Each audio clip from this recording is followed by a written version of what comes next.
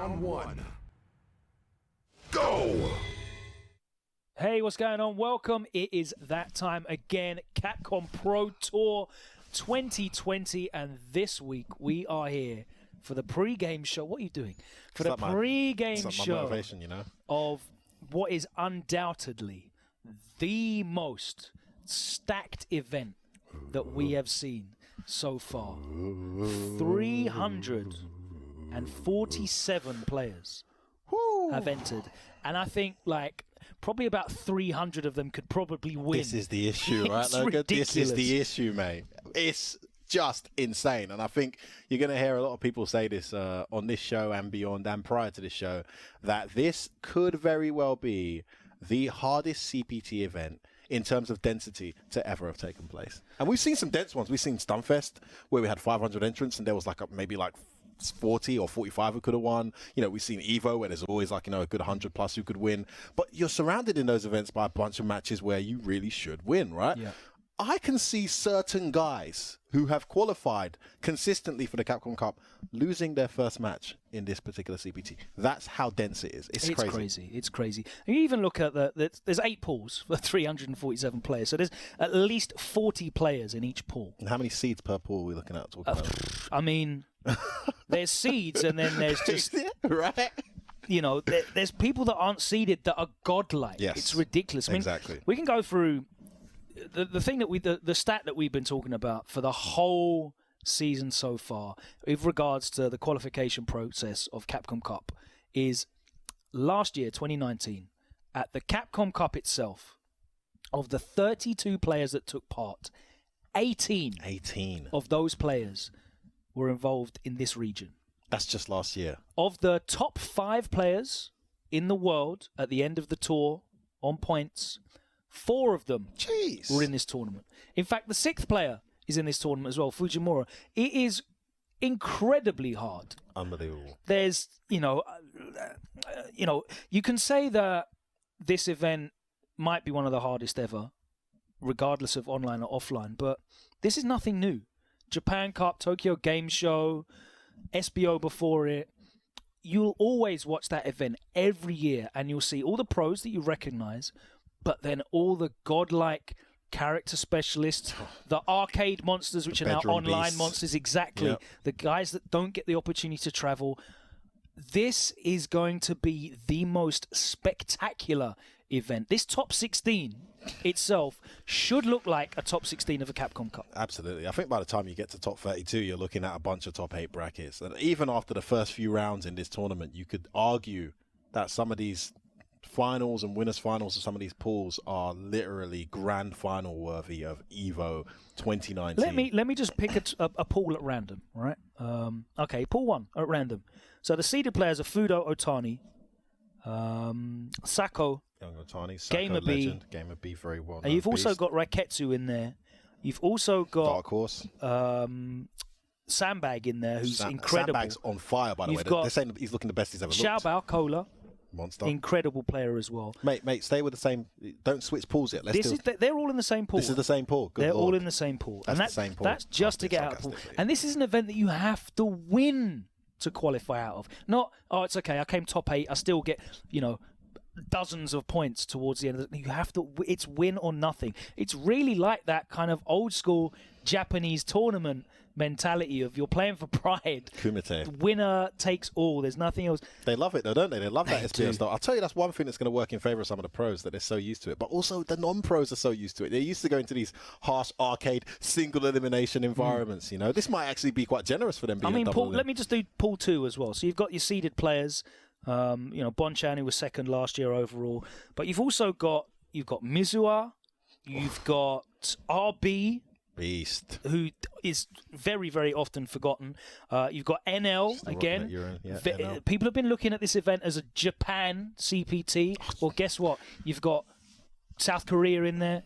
You've got Hong Kong in there. And Taiwan in there as well. Like one of the most strongest emerging brackets. You've got Genesis, Yo-Yo Tai as well from Taiwan. Those of you who don't know Yo-Yo Tai, I predict some serious upsets from that guy this tournament as well. Itabashi, Zangief, Jobin, Higuchi. It's ridiculous. It's so packed. I'm so looking forward to it. how did we even pick players to highlight? Because I could literally just close my eyes. No, it's ridiculous. It's ridiculous. Well, you all know there's one player that we had to talk to ahead of this tournament. Who's that? Let me guess. Sako. No. I could have spoken to Sako. This is the thing. I'm making a joke right now. That's how high profile this tournament is. There's so many. We had to speak to Daigo Umehara ahead of this tournament. He had a lot of insightful stuff to say about his approach. And a lot of the Japanese players had a very sort of... They'd accepted it for what it was, their fate. And I don't mean like as an online event, as in, I win this, I go to Capcom Cup, I don't win, and then I'm just not there. Yeah. And this is my only chance. They've kind of come to terms with it. That's it, yeah. He had some really insightful stuff to say. Hopefully you enjoy this. We'll look at some highlights as well of Daigo. Not that you need to see highlights of Daigo because you know what he's all about. But let's get into this short message from him. Some words of wisdom from the beast himself, and then we'll be back on the other side to talk about him and some of the other highlight players that you're going to see in this top 16 coming up here on Capcom Fighters. It's East Asia CPT 1. そうですね。まあ、どうしてもオンラインでの対戦ってなると、多少のラグというか遅延が入ってくるんで、そこがまあ今までの大会と大きく違うので、そこは事前の準備というか、そういう対策はしなきゃいけないなと思ってますね。ただ、反面、普段の練習環境と同じ環境で大会に出れるので、それはもしかすると今までのトーナメントに比べて、やりやすい部分かもしれないですね。飛行機に乗って、まあ、外国に行ってで知らない土地でこう知らない人たちに囲まれてゲームするっていうのはやっぱそれは結構ストレスというかアウェー感があるんで、そういうのはないというのは、まあ、こうラグの問題はありますけど、まあ、メリットでもあるのかなという気がします。It's going to be very close. It's going to be very close. Not enough. Oh, Daigo wakes up with buttons. Oh, my days. He's got it. He's got it. そうですね。一応、2000、ストリートファイター5っていうゲームに関しては一応毎年カップのカップに出場できているので、もしかしたら初めて出場できなくなるかもしれないという、まあ、意味ではちょっと気合を入れていかなきゃいけないなという気持ちはありますけど、ただこういう状況の中で大会もうないだろうなと、もう絶望、そこはもう諦めてたんですけど、それが開かれるだけでも十分ありがたいので、緊張感があるというよりかは開いてもらってありがたいなという気持ちの方が強いです。Wow, grab the jab. Yeah, it was at the very last second. You can't get hit now. Look at the dizzy already for Tokido activates. Get off of me. Unhand me, says Daigo the Beast. He's got full resources as well. Walk back down jab. That one apiece. That little spacing. Oh! Oh! 新しいキャラクターを使うということには抵抗がないんですけど、たまたまなんていうんですかね、自分のもともと使っていたキャラクターが、強い時に新しく強いキャラが出てくる。で、逆に自分の使っているキャラクターがあんま強くない時には新しく出てくるキャラもあんま強くないっていう状況が続いていて、これが例えば自分の使っているキャラクターがあんまり強くない時期に新しく強いキャラクターが入ってきたら間違いなくそっちを選ぶんですけど、そういうタイミングってはなかったんですね、自分が見てた感じ。なのでこだわりがあるというよりかはたまたま状況がそういう状況だったというか、わざわざ新しいキャラクターを使うほどのまあそういうタイミングが来なかったっていうだけですね。Great timing on that jump to be able to get that hit. Oh, give me that. Stand strong conversion. Already into this court. The reset. Upside down kick and the stun. Got him reaching there. And now here we go. Combo kick. Yep. Daigo working on a perfect and he's gonna get it there. That is how you respond. もう今今年でシーズン5なので、全く知らないというか、そういう、まあなんていうのかな、今までに活躍していなかったプレイヤーが突然活躍するということはちょっと考えにくいんで、やっぱり今まで活躍してきたプレイヤーが、今年、まあ来年も活躍するのかなと思ってます。トーナメント形式の大会でそのキャラクターの選択が自由な場合は、複数キャラクター使えた方が、勝ちやすいんだとは思いますけど、それも、その人の使ってるキャラクターがメインキャラクターが何なのかによると思う。自分は比較的万能なというか弱点の少ないキャラクターを選んでることが多いので、あんまり複数のキャラクターでその弱点を補うみたいなことをする必要がそんなにないと思ってるんで、人によるのかなとは思いますけど。Exactly, yeah. It's super scary. It's super scary. The flash kick, Daigo has been so on point with those in this top 8 so far. New reversal here.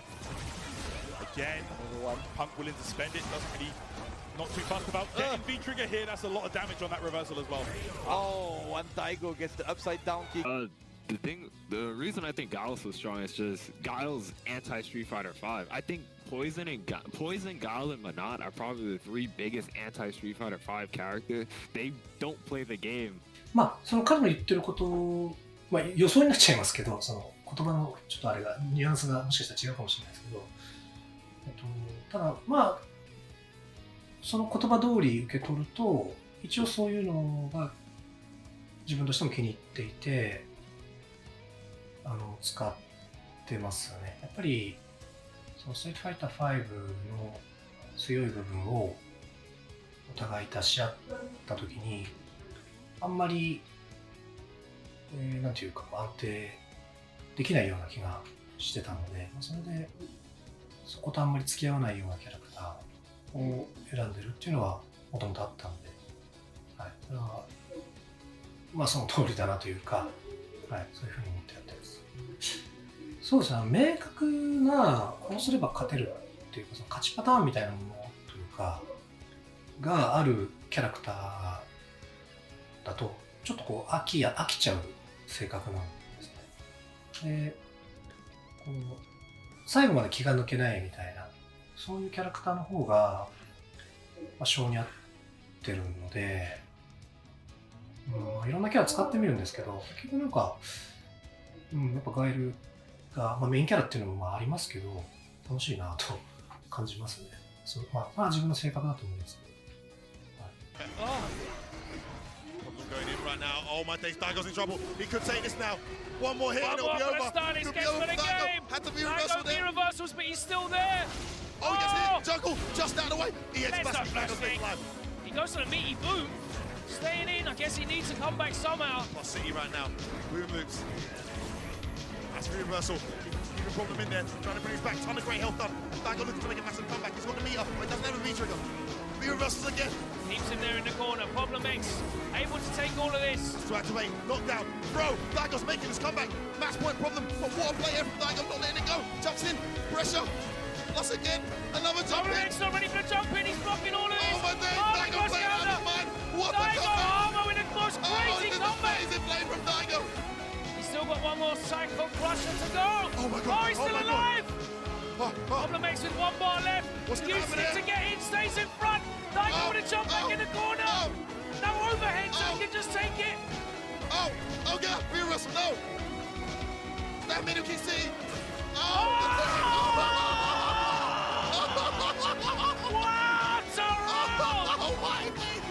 そうですね、この自粛の期間中に、練習できないなっていう人もいたでしょうけど、自分の場合は、オンラインを使って結構いい練習ができて、ここに来てというか、このタイミングですごく、成長を感じれてるんです。だから多分シーズン通して一番自信のある年なので、ちょっとそういうお披露目の機会は少なくなっちゃうんですけど、期待して見ていただきたいなと思ってます。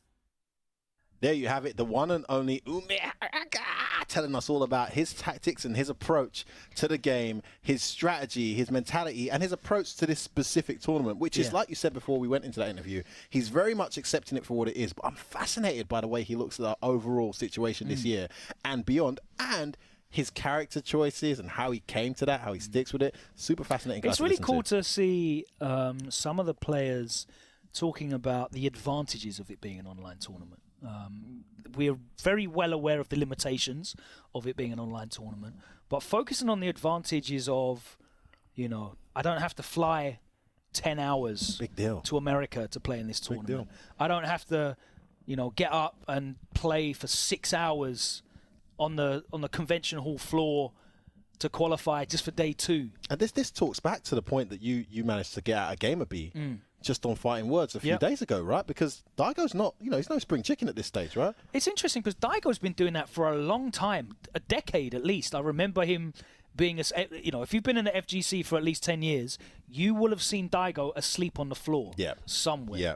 I remember him very clearly in 2010 being asleep on the crash mats in the school gymnasium of Super Versus Battle 2010. Yeah, classic. And you had to wake him up and summon him to his pools in the and his middle of brackets. Harrow, London. Who would have thought that? He's been, you know, it shows you just how important that mental aspect is, and of course then the physical, the energy, the limitations there, the reactions are still there. You know, the brain is still working, but you need to conserve that energy. It's not a thing where you can play for, you know, I can play sets for 8 hours until 4 a.m. in the morning and then be up in time for 10 a.m. pools and just function just fine. Those days are long gone. You know, they're approaching it. And we'll talk about Tokido later on, another player that we spoke to this week.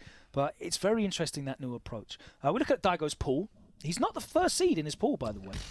Not too surprised by that. Yeah, he didn't have the greatest season last season. Yeah, he got through, but he did qualify. He didn't have a great showing either at Capcom Cup.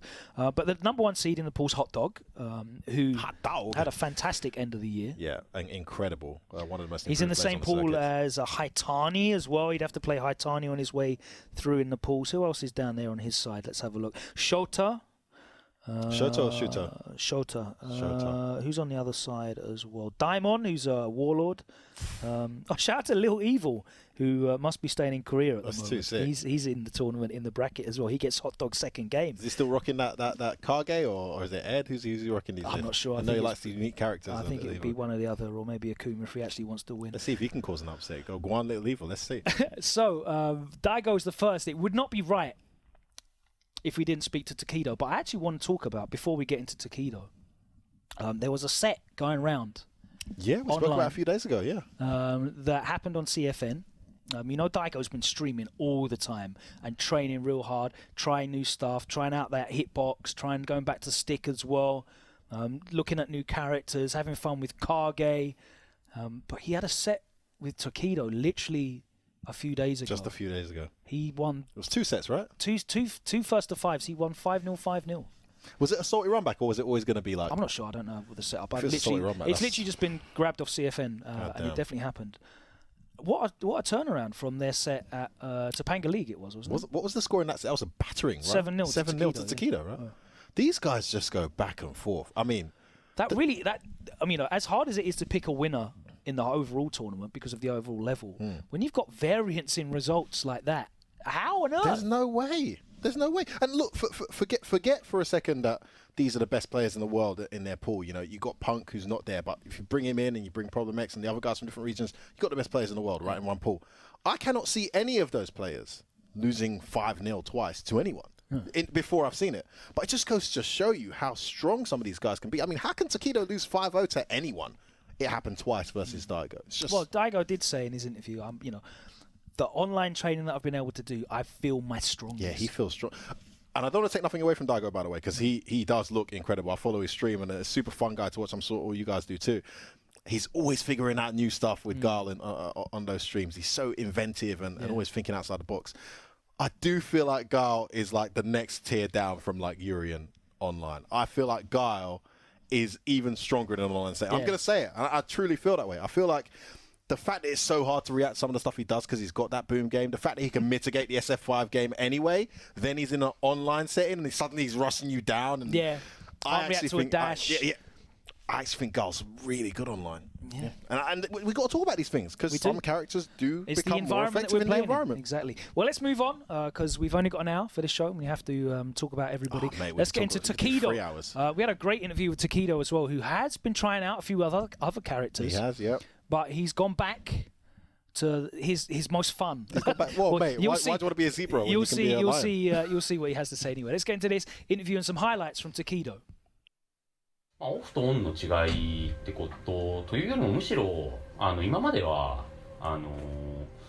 どちらかといえば海外回ってでその現地のプレイヤーたちと戦うことが多いのでそこら辺をやっぱりマークしてたんですけど今回オンラインは日本ってレベル高くてそれでも海外にわざわざ渡航してまでは海外大会に参加できない人たちが多いので日本の強豪たちっていうのはなんかマーク今回してます。He's good, and he got to be reversal to play with, so he's going to have to make some executive decisions. Actually, he has 3. He's got D reversals. Oh, but he jumped. No, he did it at the last second. I thought he did. A lot of damage. No, not yet.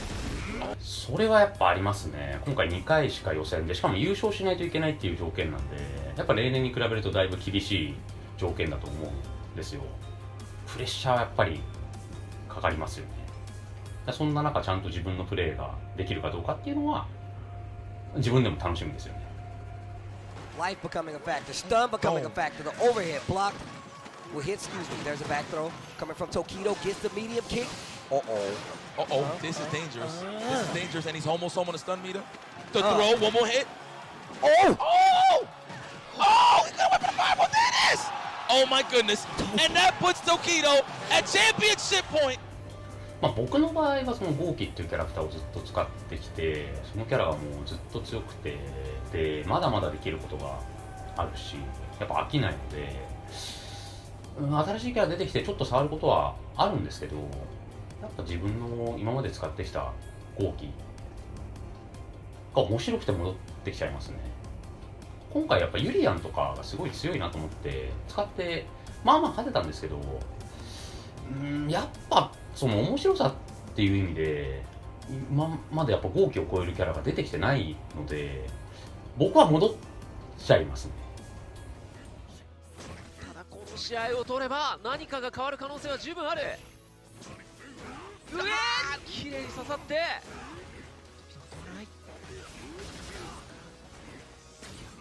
早投げ抜けましたね。さあ危ないぞ。力入れる投げるの時のスタンしている。まさかこれほどまでにとんでもないラストが待っているのか。どうするメラゼロドット排水の中の排水。昨日どうする小づくだけウイリは食べたわざと食らったんです。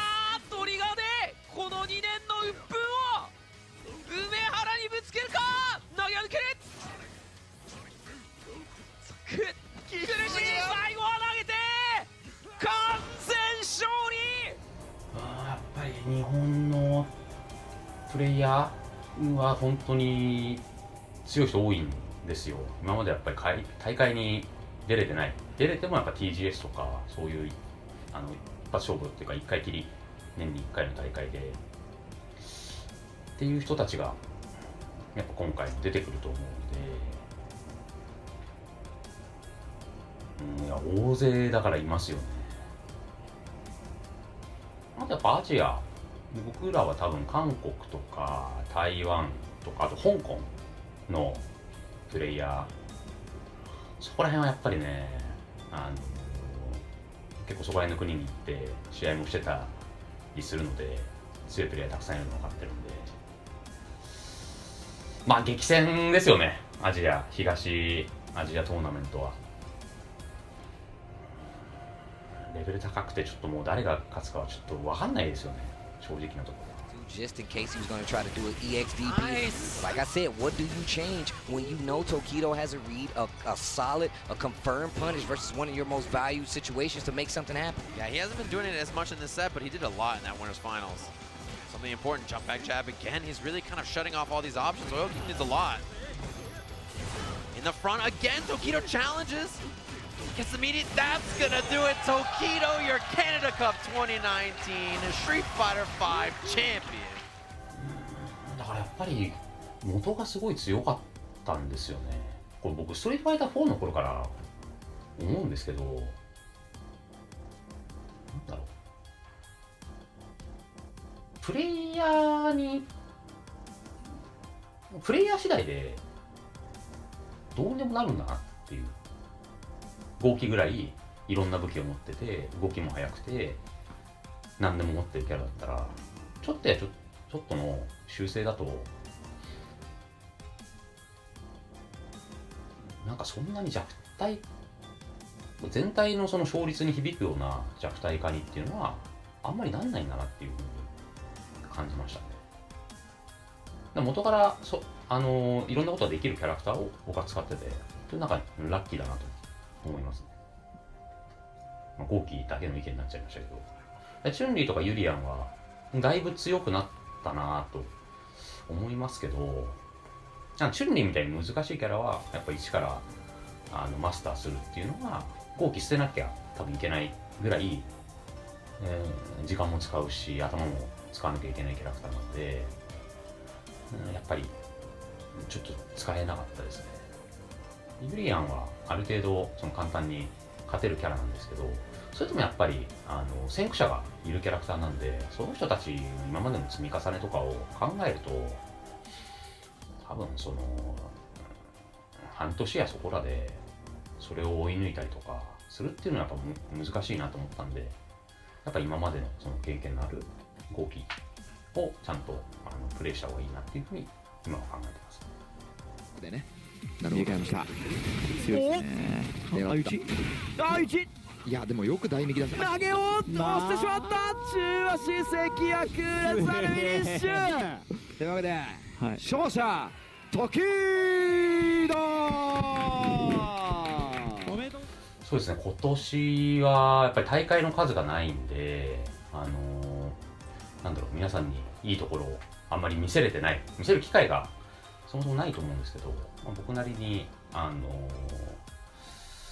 ろう、その期間、普段いつも世界飛び回ってるシーズン中により強くなるためにもっともっと練習したりだとか、いろんな要素を取り入れたりだとかっていうのはやってるので、数少ない機会なんですよ。今度のオンライン大会2回、それに向けて今牙研いでるので、それをお見せできると思いますので、ぜひともご期待ください。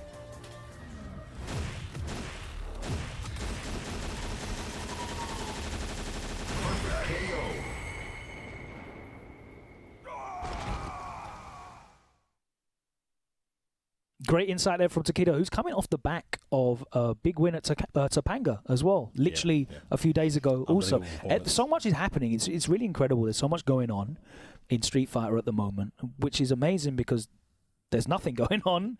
You know, everything offline is cancelled, but there's so many events, so much back and forth, so many developments online. You've got Daigo winning a set 10-0 aggregate against Tokido. Then you've got Tokido winning the Topanga Challenge literally a couple of days afterwards. And that is what great mental fortitude, by the way, after getting absolutely washed online and everyone talking about it, and then stepping up and just winning the thing. Yeah, he's still relevant. But you knew that 5-0 wasn't going to count for nothing. Just like when but there was two 5-0s, bro. I know, but even with 10-0, that's madness. We've seen Daigo beat some of the best guys in the world 10-0. It's not the first time, right? Oh yeah, he has done that. It's not the first time. He's Daigo. He does it. Long sets is his thing, right? Not that it isn't for Tokido. Shout out to Sian after he won Evo, but that reality check, boy. You know what I mean? We've seen him do it to a few guys, and if not 10-0, a battering of some sort. Yeah, real dominating performance. Tokido though, coming in good form. As we said, it's great they're staying active in these. He's settled on that character. Big time.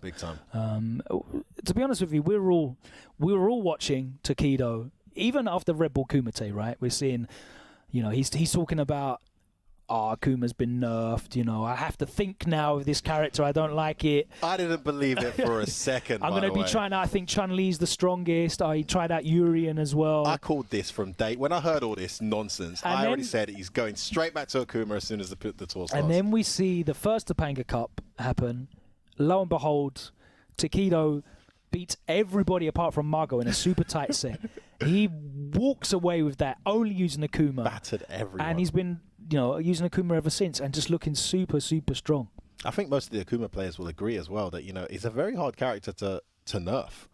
You can take away things from him, but, they're not things that change his overall fundamental game. And I think even a high-level player like Tokido, world-class, experience is the greatest teacher, right? He's had his hands on Urien now. He's felt that power. And, he made a really good point as well. Synergy's a good thing as well. He did, yeah. Yeah. Synergy's a really big deal as well, I feel. Because, I think he just syncs really well with Akuma as well. Yeah, about, Urien's been around and, there's great players that have used Urien. For how many years now? I can't see myself taking that character farther. I don't think there's much more for me to add to this character. And I find Akuma fun. Yeah, it's fun. It's fun having those tools in your pocket. Yeah, Fun. He's fun, man. It's fun. Winning, But he does also, he pointed out that, Akuma is a character that you need a great driver for that vehicle. I agree, yeah. I agree.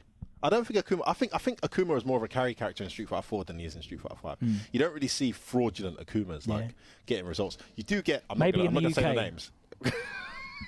I didn't say it, Comps. I didn't say it. You do get the occasional Urien who you may have never heard of turning up and just bodying guys, and then but you don't really get that with Akuma. Akuma's tend to and the way that he plays Akuma as well is like super.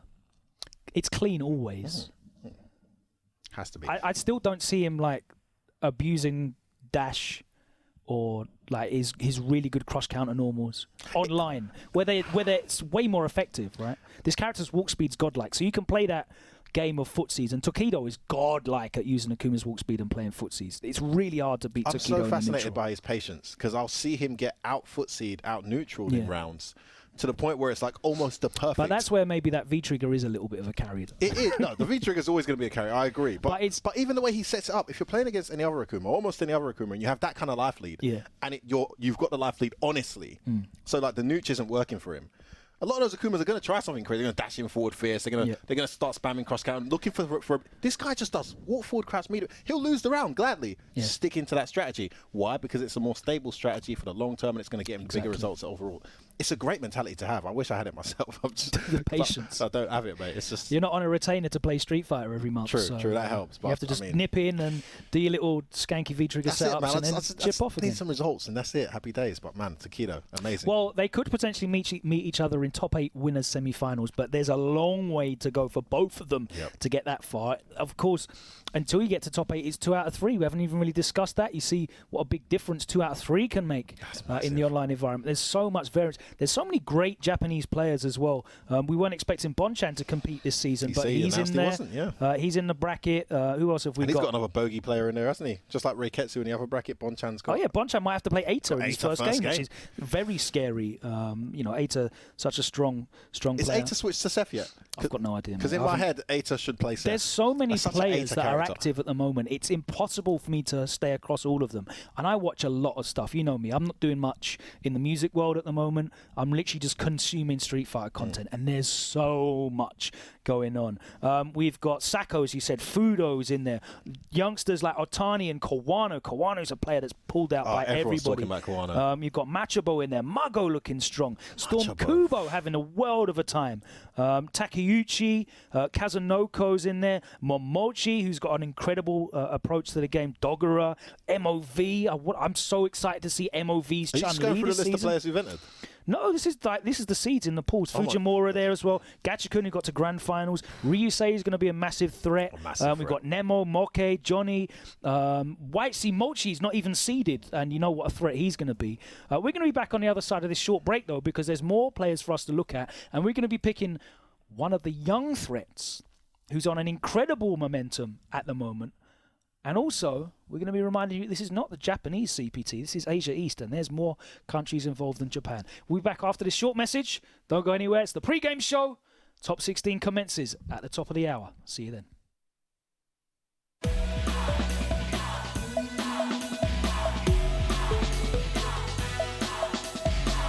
curtain falls. I'll take you downtown.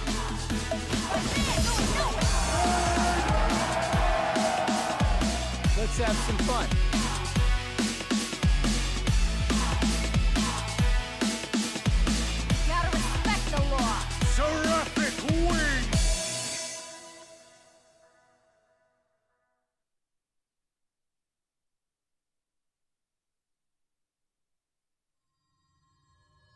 my unveiling, I will be exposed to the entire world.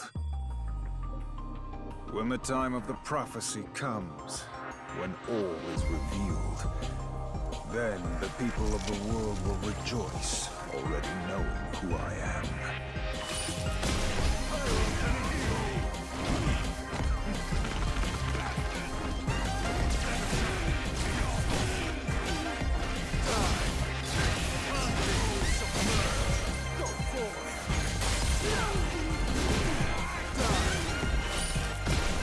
Call me Lord and Emperor.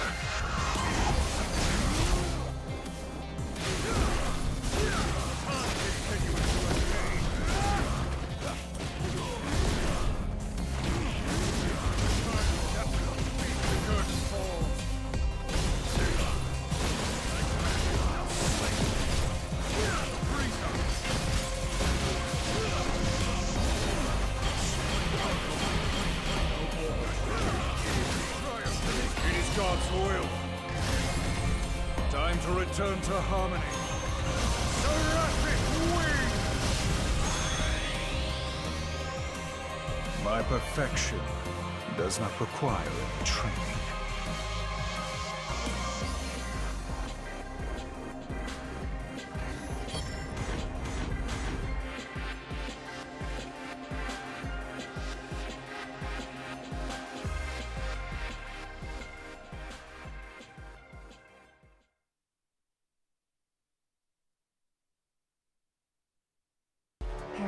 Device expansion completed. Pseudo personality asset is imported properly. Biological brain connected. Doll unit 0.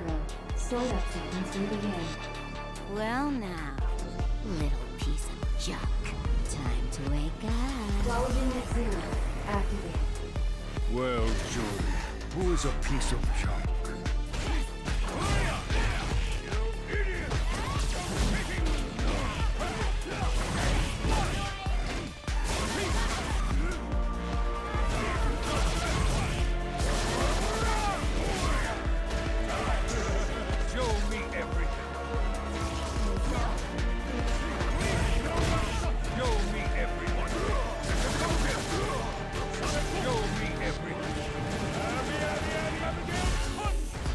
Install. Show me something worth taking.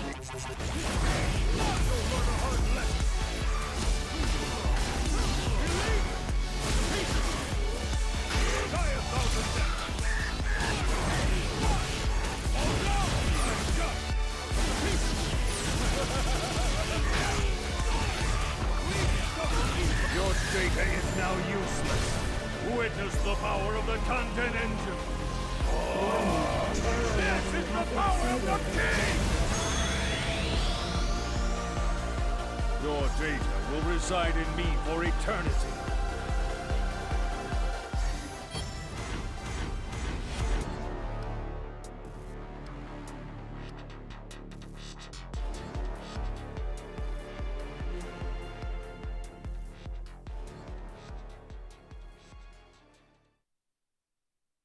Welcome back. Hope you had a good break there. Welcome back to round one here. Myself, F-Word, and Logan Sama taking you guys through the build-up to what is bound to be the most electrifying CPT event in history of online play. This is just an incredible event we're going through. We've heard from Daigo. We've heard from Tokido. We've discussed some of the seeds in there. We're now going to talk about an up-and-comer who's on fire, Logan. Yeah, I mean, this is one of the players that Phenom, actually, in the first week when we spoke to him, he was hyped to see this player competing. And I feel like, you know, this season being taken away, it's a real shame, because I would have loved to have seen this momentum. Guy. You know, he's sponsored now with DNG. It's Nauman, the reigning Evo Japan 2020 champion. He then also won the FAV Gaming Cup as well, beat Bonchan. Great form. An incredible player that has really sort of risen through. He's been solid. I remember him from being a really good Ken player. So many Kens in Japan. He's a really popular character. But he's made the switch to Sakura, and that's really paid off for him. Not just in results, but I feel like Sakura was genuinely blessed this season. Yeah, I think Sakura is a very scary character. I do think she's not like a character that you'd expect to win like an Evo Japan or anything like that, even if some of the best players pick her up. But again, it comes back to that word synergy. I feel like this guy gels so well with her, like her array of tools, he knows where and when to apply it, and his read game is just, and if you've got good reads as Sakura, you're as dangerous as any character on the game, because she hits like an absolute tank. I'm really excited to hear what he had to say, Logan. Please let us know. Well, let's get into that then. We're going to look at some highlights and some wise words from the new kid on the block, Nauman, as he prepares to take part in this CPT Online East Asia. そうです。プレッシャーは正直特に感じてはなくて、大会中はもちろん緊張とかはすると思うんですけど、それって試合の緊張であって、なんか2回しかチャンスがないっていう緊張ではないですね。っていうのも多分、僕は CC にカプコンカップに出たことがないので、そういうのって、そういうプレッシャーって多分なんか防衛戦と言ったらあれですけど、なんか普段から出てた人は多分うわ今回2回しかないのかって感じになると思うんですけど、僕は経験がないので、なんかどっちにしろ挑戦者の立場だからそういったプレッシャーは特にないですね。なんかまあ今回はチャンス少ないですけど、まあ頑張るぞっていう感じで今回は取ってやるぞっていう気持ちで臨んでます。All kinds of stuff. Oh, here we go. Activation. Gonna get the uppercut. Still life deficit here. But yeah, gonna keep the pressure going. Yeah, double dash. Look at the corner carry already from this character. B reversal to try to save himself from stun. Let that B reversal from Mago, not to like, put himself in that position to have to deal with, frames after frame. Yep, and he's so scared of getting hit because he's got that B trigger. No, it's gonna hit here into the critical arc. Textbook. 2 throws, goes for the third. そうですね。オンラインはやっぱりオフラインと違ってどうしてもプレイにラグが出てしまったりとかっていうのはしょうがないことなので、その辺を受け止めつつ、できる最高のプレーをできるように練習を心がけているんですけど、普通オフラインの大会と違って、環境がもう分かるというプレイする環境をこちらで準備することができるので、そういった意味では環境は環境の準備っていうのがすごい自分のやり慣れた環境で大会に臨むことができるので、そういう意味ではオフライン大会とは違ったメリットになるのかなっていうふうに思います。ダウンを取って顎跳ね切り打撃している。じゃあ大きい証券画面足の攻め投げを取って打撃もう一回。これはスタンパーで回っていけるぞ。ターンさせてゲージを貯めつつかわずダウンさせてここで無敵技切り返します。そしてナウマン生発動うまい動かしていきました。生打ちそうですね。さくらは確かに注目されてなくて、僕はもともと使い出した時にすごい強くなったので、これは、戦えるあるなっていうふうに思って使い出したので、僕はさくらの評価はもともとそこそこ高かったんですけど、周りの評価がやっぱ高くなかったっていうのが勝因に結びついてると思うので、結びついていたと思うので、これからもしマークされて対策されたら、その時出るのはやっぱりその時にしっかり強さがないと、それになんか分からん、なんだろうな、相手の対策不足をついて勝ってるっていうのはそのずる、言っちゃえばずるなので、ここからはむしろしっかり強くならないと勝てないだろうなっていうふうに思ってるので、そうですね。さくらでさくらを頑張り続ければオンリーワンになって、そもそも対策が難しいっていうふうにもなっていくかなというふうに思うので、そうですね。さくらを極めたら対策されても戦えるんじゃないかなっていうふうには思ってますね。そうですね。かなり上からこう時々攻め込んでいるチームも多いので。から EX 波動発動投げしけを前後移動で刈り取ります。春ハヤテがあるときはものすごく横押しができるようになっています。垂直から中間振り子波動を春ハヤテ。日本人は本当に強い人が多くて、この人っていうのが出てこないぐらいいっぱいいるんですけど、そうですね。注目しているという意味で言えば、まだあまり知られてない、全然日本では有名だったり世界的にも有名だと思うんですけど、川野はすごい個人的に強いと思っているので、僕よりも若いぐらいなんだろうな、新しい風といったらあれですけどっていう新しい人たちの中ではすごい抜けて強いなっていうふうに思っているので、そういう意味ではすごい注目してます。Not gonna let Sako take this one. Look at that dash forward, 3 of them in a row. Yeah, I like that we're seeing more Tatsus, more dashes on the ground instead of just the air approach. 2 in a row. Gets the crush. Stun.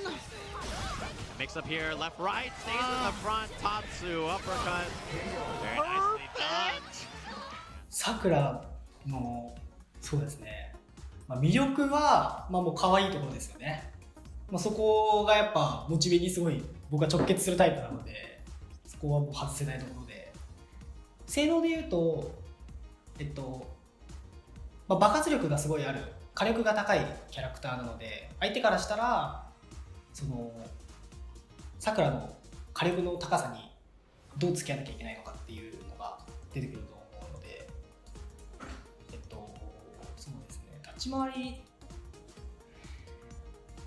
で便利な技が多いわけじゃないんですけど、その火力の高さを相手にちらつかせて、すごいこちらの展開にしていくこともできるキャラクターで、面白いキャラなんですけど、そうですね、どれぐらいパワフルかって言われると、正直なんだろうな、俗に言う最強キャラの一軍ではないと思うんですけど、頑張ればそれに対抗しうる力を持っているぐらい、そのポテンシャルは秘めてるキャラクターなので、自由度がすごい、歩きが速いっていう自由度の高さが、すごいなんだろうな、どうにでもなるというか、その動かしてる人のうまさ次第でどうにでもなると思ってるので、その自由度をどう生かすかっていうのでっていう風になんだろうな、簡単な強さじゃないんですけど、すごい面白いキャラクターで、その強さをもし生かすことができれば強キャラにも対抗できるっていう、なんだろうな、やっていてすごい面白いキャラクターですね。だから反骨心も出てくるし、やりがいがすごいありますね。Oh boy, the jumping is the uppercut! What a great start! This is how you want to do it! Oh, the counter hit! Done! He has 2 bars! Reset how much here. is gonna spend? No, he just takes the damage. Mago's in trouble, keeps it bluffed. Nauman is your Evo Japan 2020 Street Fighter 5 champion! 至るところで言ってるんですけど、今年、去年まであまり結果が出なくて、それでも応援してくれてた皆さんのおかげで今年までゲームに向き合うことができて、その結果ちゃんと優勝とかすごいいい結果を出すことができたので、皆さんのおかげもすごいありますっていうのと、これからもよろしくお願いしますっていうので、じゃあそんな感じです。Some great words there from Nauman, who shows that he is a real character loyalist. It's really cool when you see people that just have a real connection with their character. This is it. And they play so well with them. Sakura was a character that we looked at and thought, yeah, she is a bit dangerous, but she's never going to be considered all the way up there. Yeah. And if you look at the tier list coming out of Japan, even now, she's still not. Exactly. They're still not just putting her Japan. up there. Every tier list I've seen. When you look at the tier list in Japan, right? They are really, really personally biased. Yeah, extremely. When it comes to the results that they've personally seen or experienced. Well, this guy's won Evo Japan. He's won the FAV Gaming Cup. He's been performing well in Topangas. This character's been blessed this season as well. The addition of V-Skill 2 just makes her a corner carry monster. And mid-screen, corner game is insane. Mid-screen, she's not that scary unless she's in V-trigger. You can walk out of a lot of her pressure, and she doesn't have a low forward that she can safely hit confirm. She can throw out EX Tatsu or some of her -2 on block Tatsus. But when she puts you in the corner, and you saw some of those rounds, specifically the ones against Margot and Sako, and the one against Bonchan that was in there as well. Was pretty brutal as well, yeah. Nauman's so good at just opening you up without a high-low mix-up, without really a side switch. It's literally just abusing that walk speed, abusing her plus buttons, and just making you flinch and converting those counter hits and those shimmies or those walk back low forward fireball in V triggers into chunks of damage and stun. Damage. And I love that you brought that up, that it's not really with side switch or kind of like, I've got some setups cheap where character like Ibuki, yeah, for well, example. I've got setups where you can't even see where I am. The bomb explodes. You don't even know where I am. I don't even know where I am. Yeah, seriously. But it is literally, he'll spend the bar with V-Trigger just to put you in the same scenario again until you guess wrong. Yeah. And it's actually a great way to play it, because if you do guess wrong once and it isn't a throw, but you've gone for that, the damage in the corner carry is just immense. I mean, her back walk speed makes me so jealous as a Ken player, because I've got the forward walk speed, right? I can get in on you, that's fine. But that shimmy game with her is crazy. Oh my goodness. And whilst mid-screen it's not as good, and her loop and Oki options are not as great, that corner game, boy, just throwing out low forward into a V-trigger fireball and EX fireball. And you will be cornered, Logan. You will be, as you said with that V-skill. And her DP in general, light kick DP, just travels forward. You will eventually find yourself in the corner. And that guy is so good at reading you when you're in a corner. Frightening. Just extremely frightening. Poor Mago. Just didn't know what to do. Let's see what happens with Nauman this weekend. He's one of my guys, actually, who I think could just have one of those days. He's only, I mean, because of the fact that he's really just broken out at the start of this year in terms of getting the competitive results. He's only the 3rd seed in his pool behind Margot and Machubo, so it's a very difficult pool in there. He's got Storm Kubo. Well, let's go to his side. His side has got Machubo. It's got Absolute beast. Who else is on his side? His side's not that bad, so I'd imagine him to get through and face Machubo. But then on the other side, you've got Human Bomb, you've got Jimmy, you've got Margot, and of course Storm Kubo. So to get out of the pool is going to be very difficult for him, but he's more than capable of it. I don't know nothing about Abigail Sakura. I'd love to see that one if it comes down. But yeah, this is the great thing about these tournaments and these unique character specialists. You learn something new every tournament you watch, and we'll definitely be learning a lot when Nauman's on the screen. So absolutely. Well, let's move on because, as we said, a lot of people have been considering this as a Japan event. They're thinking of your Daigos, your Tokidos, your Bonchans, your Fudos, your Fujimuras, and rightly so, because they're threats any tournament to the they naked enter. eye. But you've got world-class players competing from other countries that are involved. You've got Korea, you've got Taiwan, you've got Hong Kong, and we're looking at players like Oil King. We spoke to Gamerby midweek, pulling out all of the players from Taiwan we need to be looking out for. The likes of Yo-Yo Tai, RB. I can't wait to see RB's Urien online. Watch out for 31M as 31M Urien as well. You've got the players from Hong Kong, of course, Human Bomb, Hot Dog. Who's Genesis, is Genesis Hong Kong as well? I believe so, yeah, that's right. So, all characters that are very strong. A couple of notable absentees as well. Yeah, I'm really surprised to see some of these guys who haven't. Infiltration's not signed up. Infiltration. One of the players that you were really looking forward to, Ujix. Man, I was super looking forward to it, Chun-Li. especially with the new Chun-Li. Yeah, so you're going to have to just make do with MOV. But let's look at one of those players from Korea who I think definitely has a good chance of upsetting some of the Japanese greats. It's NL. Let's see what NL has to say for himself and take a look at some of his highlights as we go into this top 16 coming up real soon. 안녕하십니까. NL입니다. 온라인으로 한다는 이야기를 듣자마자 준비를 시작했고 평소에도 온라인을 자주 하기 때문에 온라인 CPT 또한 괜찮을 것 같습니다. 오프라인에서 대회를 하게 되면 대회장의 분위기라든지 다른 요소에 의해서 평소보다 긴장을 많이 하게 되는데 온라인은 평소에 본인이 하던 환경 속에서 하게 돼서 서로 실력을 다 보여줄 수 있는 좋은 기회인 것 같습니다. Oh my gosh. Is Tokido going to steal this one? He's trying to. Off. Meter takes out this fireball. Has to be so careful Oh right my now. god, is that close enough? Is that Parno? Is that close enough? Oh my god! He's I a god cannot player! believe it. 시즌이 바뀌고 나서 고우키도 많은 너프가 있었고 초반에는 저 또한 많이 약해졌다고 생각했었습니다. 하지만 가진 기술들과 기본기가 워낙 좋은 캐릭터라서 이번 시즌 또한 탑티어라고 생각합니다. 케미는 지난 시즌에 비해서 많이 상향이 되었습니다. 그래서 좀 까다로운 특수한 매치업, 달심이라든지 맨하트, 블랑카 지 등등은 케미로 한번 해볼까 하고 있습니다. He's in there. He still has other resources. Oh, it's a big threat. Too No, far, not in too far, range. and now he. Oh, boy, he may get a stun on this. Oh boy, he doesn't need it. He's gonna just go for the critical art. Is this gonna kill? Not quite. Here we go. One more, and there it is. The light punch, and NL has taken. 강자가 많은 지역인 만큼 자리가 더 많았으면 좋았겠지만 주어진 환경에 최선을 다할 것이고요.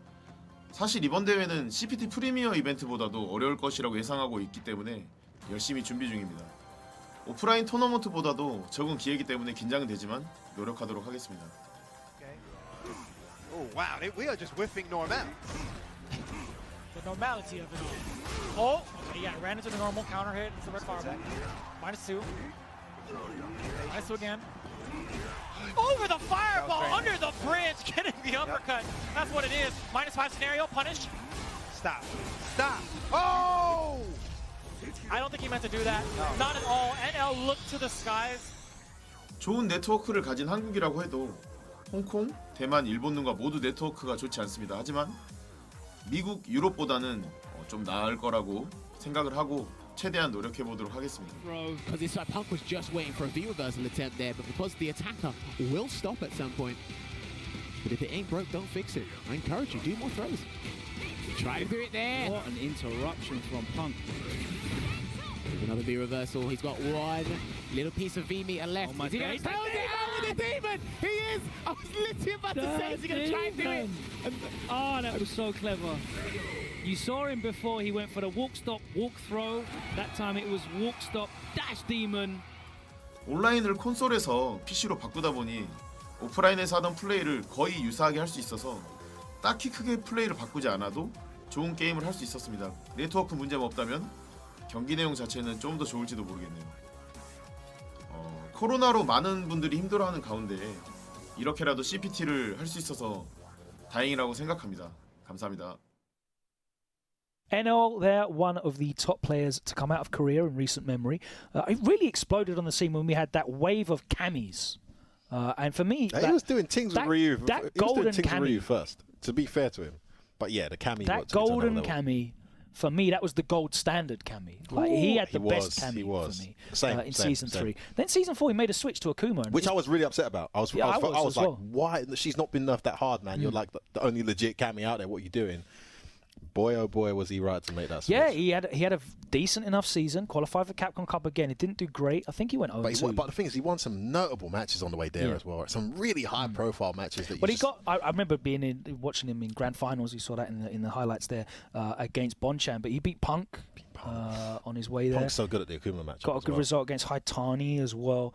He's a very strong player, too, as well, and he said there that he is going to be using Kami for a lot of matchups also. I love it. I love that good pairing. Yeah. Like he's just basically whoring himself out. He's just picking Akuma and Kami, absolute scumbag characters. But it takes a lot of skill to be good with them. So here he is. Of course, they're not.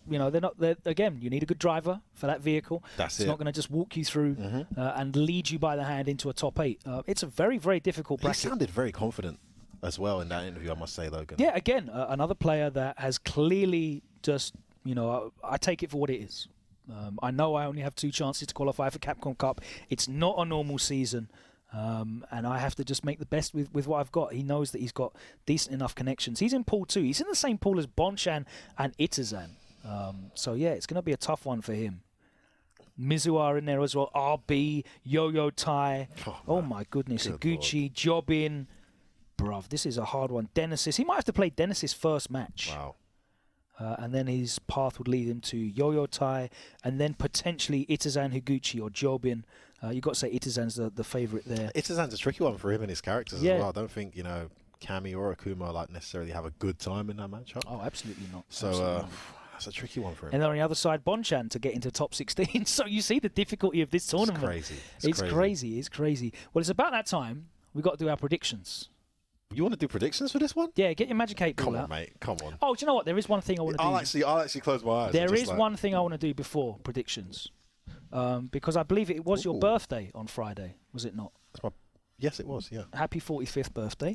Waste, man. I got you some presents to celebrate this 45 weekend. 45 is not my English age, by the way. That's to my Nigerian age. To celebrate this weekend, last weekend, I got you some presents. So I hope you enjoy. You've obviously taken them. What is it, like some old man's drawers or something? No. It's in celebration of the last weekend. What is it? Read the box. Look at that.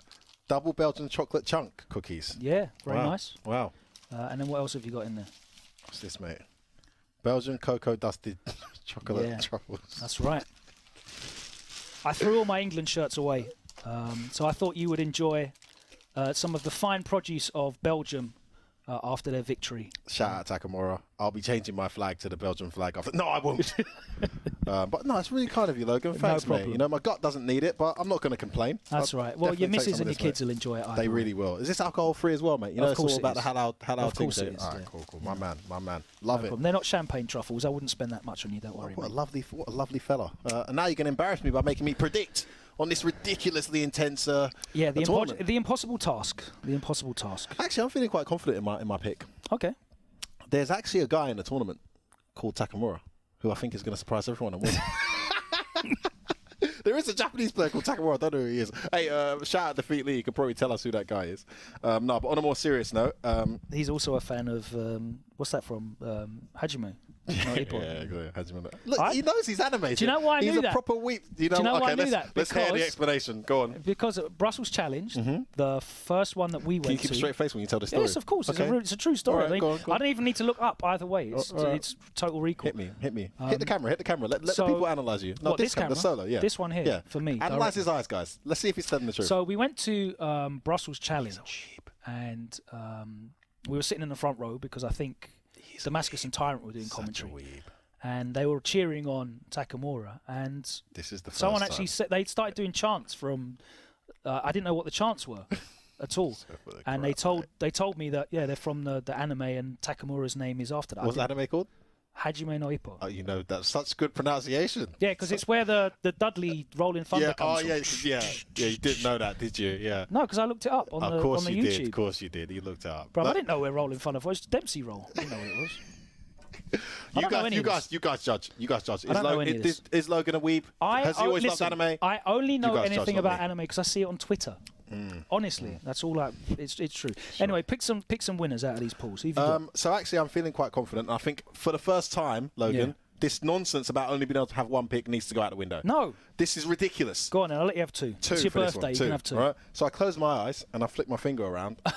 And I actually got hot dog, which is a crazy pick. I think that's very strong, right? It's on form. So I'm going to say hot dog as one option. Okay. But my actual pick that's based on form and what I've seen, character choice as well, and this tournament in general, I've got a feeling that the Beast is back this weekend. Daigo? Yeah, I've got a feeling. That'll be hype. I've got a feeling the Beast is back, and he's going to win this tournament. He's going to book his place in Capcom Cup, and I think he's going to do great because he's just made for this. He's played so well. I just did my random select, and it came up with Fujimura, so I'm throwing random that one select away. is so powerful in this tournament. I'm throwing that one away. Sorry. Wait, you're throwing that away? Yeah. Why? Because of Chun-Li? I don't think Fujimura's going to win. He hasn't got enough confidence in his characters. Yeah, he should have stayed. You need confidence when you're playing online, Ibuki, mate. which is why I think Tokido is going to win. Oh.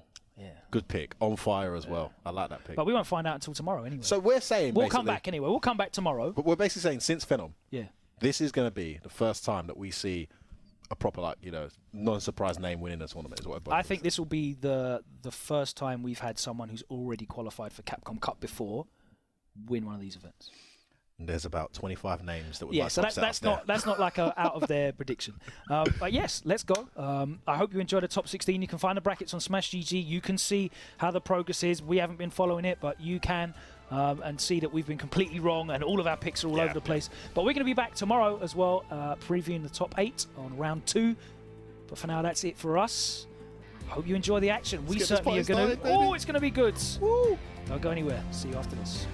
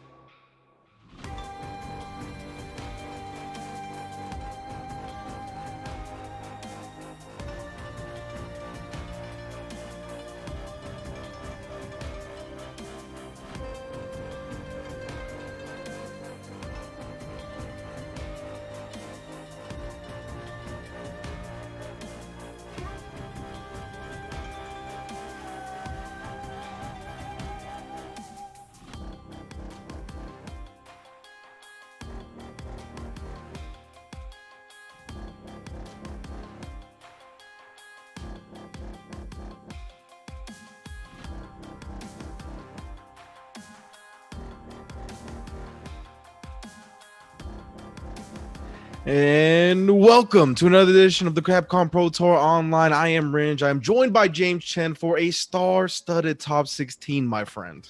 I mean, we're the stars here, right, Ringe? You're talking about us. We're the stars here for this. So I do have the hair of a star, but besides that, I'm actually talking about the players, James. I mean, we got names on names here, and we're going to get to the top 16 bracket when we can, of course. But I mean, we got Daigo, Tokido. But besides that, we have Deadly Poison showing up. People that don't really know who this person is, but he's came through. He actually does stream and does put in work all the time. So he's going to be in top 16 winner side. What a freaking task to face at the start of the game, though, right? Tokido, he's gonna be going up against one of the all-time fighting game legends, but you can see the rest of the winners bracket shakes out like that. Fudo versus Mochi, Itabashi Zangi versus Verloren. So again, and Shuto, of course, I didn't want to leave him out either on the Urian. So again, just a high-level gameplay going to be going on throughout the stream tonight.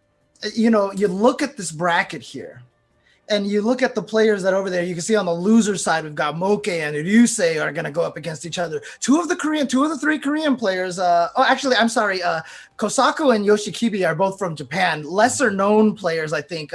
People probably don't know them as well as, for example, Sako and Momochi, Mizuha, Costo from Korea as well. But I mean, you look at this bracket, you're like, okay, a lot of names I recognize. Sako, Momochi, makes sense, etc., etc. And then all of a sudden you think about it and you're like, wait a second, where are some of the other players? Like, where's Fudo? He certainly entered this tournament. NL, we saw him highlighted in the pre-show from Logan and F-Word. Again, great job to those guys, but they're not there. Jobin, we talked about, Haitani was in this tournament. Fujimura was in this tournament. Mm-hmm. They're all gone right now. I mean, this is each of these pools. Machabo is out right now. I mean, I'm looking at the brackets over here, and it is just everybody. Kazunoko's out. John Takeuchi is out. This like, you see the names, and you see a lot of names up there that you expect, but there's also a lot of names that are missing from this list.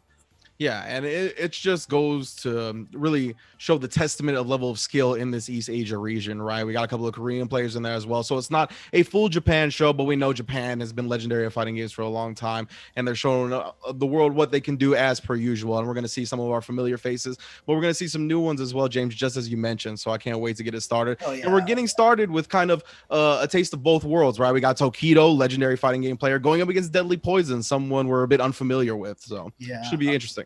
A player that apparently, used to play Mika a lot, even had a nickname that I guess was kind of like a play on Fudo's name because he was a Mika player, but has recently switched to Poison, and now he calls himself Deadly Poison. I was hoping it was Fong, take the poison, but that's not going to happen. It's actually going to be the character Poison instead. So yeah, if only we can get some Fong action, James. We're going to have to wait till maybe another region because from the infographic that I've seen, nobody's going to be playing Poison, but we might see a Seth or two. Of course, Itazan's in winner side as well, so we're going to see some big bodies in play. But right now, I believe our first match is loading in, and that is going to be Deadly Poison versus Tokido using Poison and Akuma. Now, Tokido spoke a little bit in the pre-show, if you managed to tune into that, about kind of experimenting with different characters. He was using Urian early on in the season, but felt that Akuma's still the most fun character for him to play, and he still thinks there's tech to be explored with him. So we're going to see Akuma once again up against Deadly Poison. Yeah, and you can see it right there. Well, actually, I think there we go. The match here underway. It is definitely going to be Poison versus Akuma. And Poison, obviously, last season we saw a lot of success from Idom using this character, but a lot of people have picked up this character. It's become a very strong character. Yeah, absolutely. And already effectively trading with Tokido, even from the full range, right? Combating the fireballs very effectively. You can see kind of faking out the stance as well. Yeah. But again, every time he winds up, it's an effective trade for her.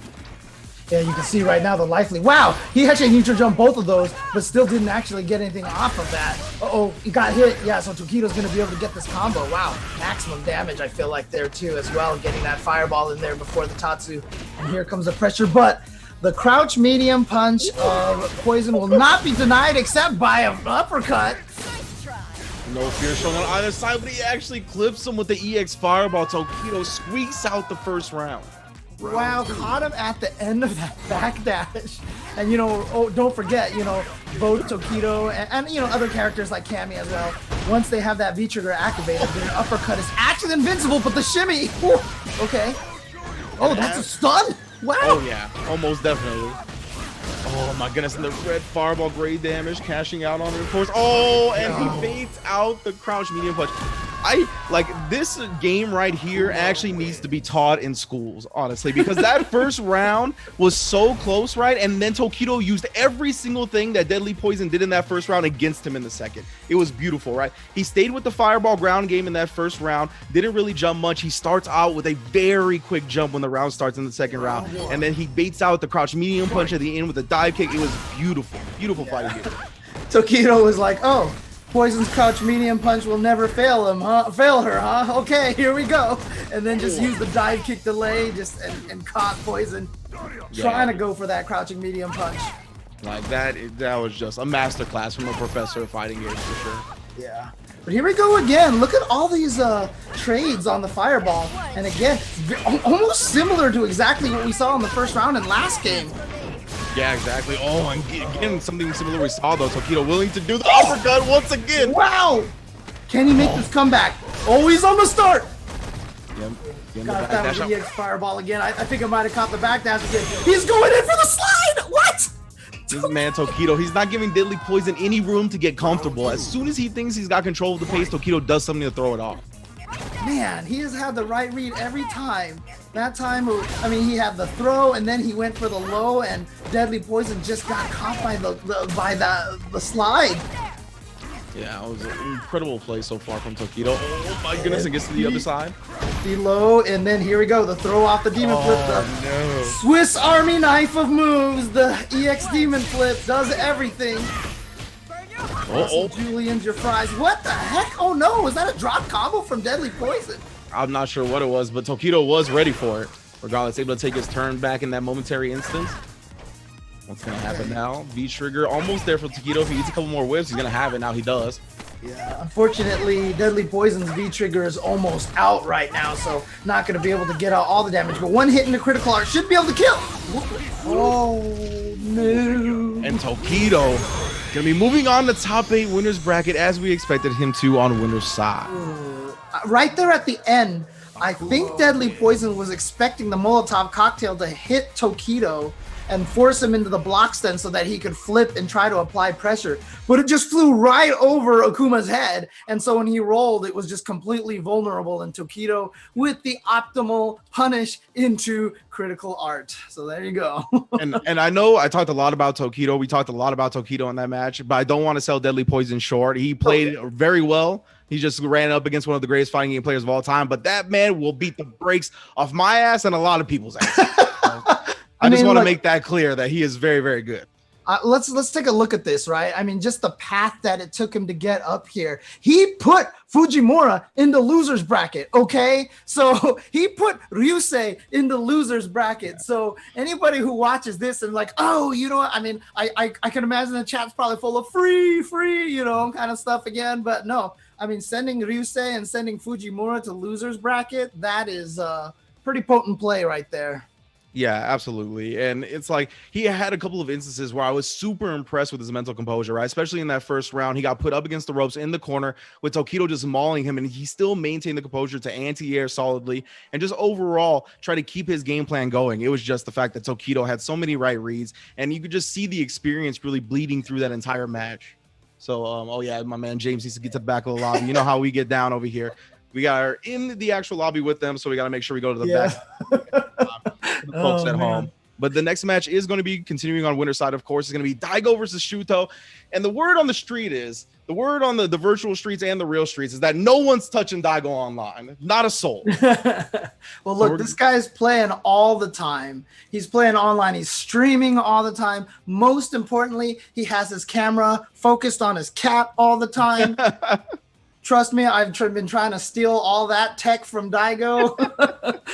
And yeah, Daigo Umehara, I mean, he said it in the pre-show, right? He said that he's been at every Capcom Cup, and he's kind of was almost wrestling with himself on the idea that maybe this is the first Capcom Cup that he might not play in, but Here he is. He's in top 8. He's on winner's side. If he wins this, he will have to fight Tokido, who he beat 10-0 just recently.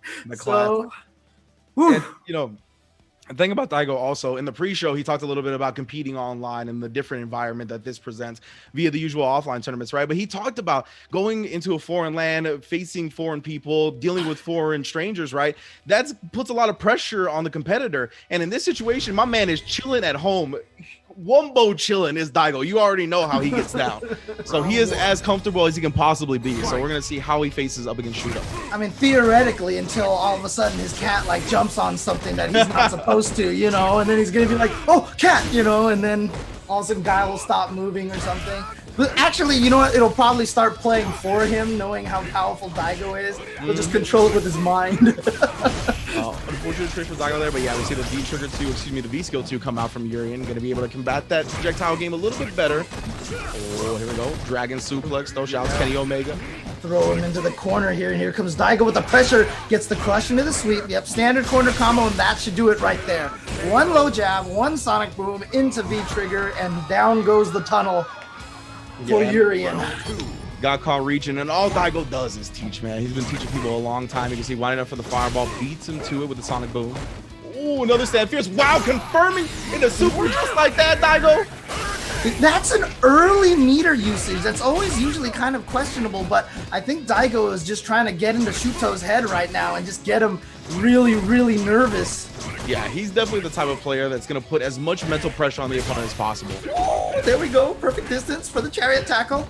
Yeah. Oh, I was going to say Shuto's fully loaded on resources as well, so if he's going to make a comeback, this is the most likely scenario to do it in. What's the mix-up? Oh, gets to the other side here. And is this going to be the stun? Yep. And can he kill, though? I mean, this is a lot of hits here. So he's going to be very... Oh, no, he misses the chariot tackle completely. So here comes Daigo with the activation. Oh, God! Oh, no. Yeah, I really like the close mirror right there to exactly do what it did and reflect the sonic boom back, but he committed to the tackle afterwards, and I'm not sure if he just like was that confident or if it was supposed to be EX or some type of execution error, but either way, Daigo does seal the first round or game. I was scared for a second. We've seen Daigo kill himself by throwing projectiles into that mirror before. The stubbornness of Daigo is a strong character. I saw that sonic boom going at the mirror. I was like, no, not like this, Daigo. Good start for him. Yep, taking game number 1. Indeed, and a nice confirm here. Shuto trying to change the momentum up. Ooh, and a beautiful charge, fierce cancel right there. Oh, and beats out the flash kick at perfect range. Here we go. Big damage off of this. Gonna go into the knee. No, gonna go into the fireball instead for the reset to the other side again. All right, standard Urien round right there. Just getting you stunned in the corner, and then he has resets for days in the corner with or without the Aegis Reflector. Oh. That was such a deep dumping by Daigo to start this off. It actually allowed him to micro walk safely and then throw Urien. You see him walk up and block the knees as high as possible just to make sure that it, you know, the knees were as negative as possible. Because if Urien hits you on the shins like that, those the knees can definitely be a lot safer. Yeah, those are the very small things that the really high-level players do, right? Always looking to take the most optimal route when it comes to spacing as possible. Oh my god! God, I almost thought that flash kick was gonna miss. Oh, look at that! Yeah, the Sonic Blade. Oh, the shimmy! And he went for the throw, but what a tech! Okay, Urien, master of the comeback. Oh my goodness, yeah, he's got the V-trigger available here, but yeah, there's so little room for error, and of course, the knee, bazooka knee to the gut. Oh, I was clenched. I was clenched. I'm not gonna lie. I think everybody, you and everybody at home were. Again, see how high he blocked those knees there. All right. And now the footsies again. Daigo is playing so strong right now, sitting on all that meter. Yeah, but we've already seen him able to confirm it off the fears. Might be looking for that again. Especially in this range. Oh no, he actually just fails at the anti-air. Yeah.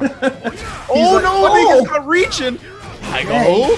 Close this. Oh, he's got it, and he's got the critical art. This is dead. Yeah, this is dead. Is this gonna kill? I say yes. There you go.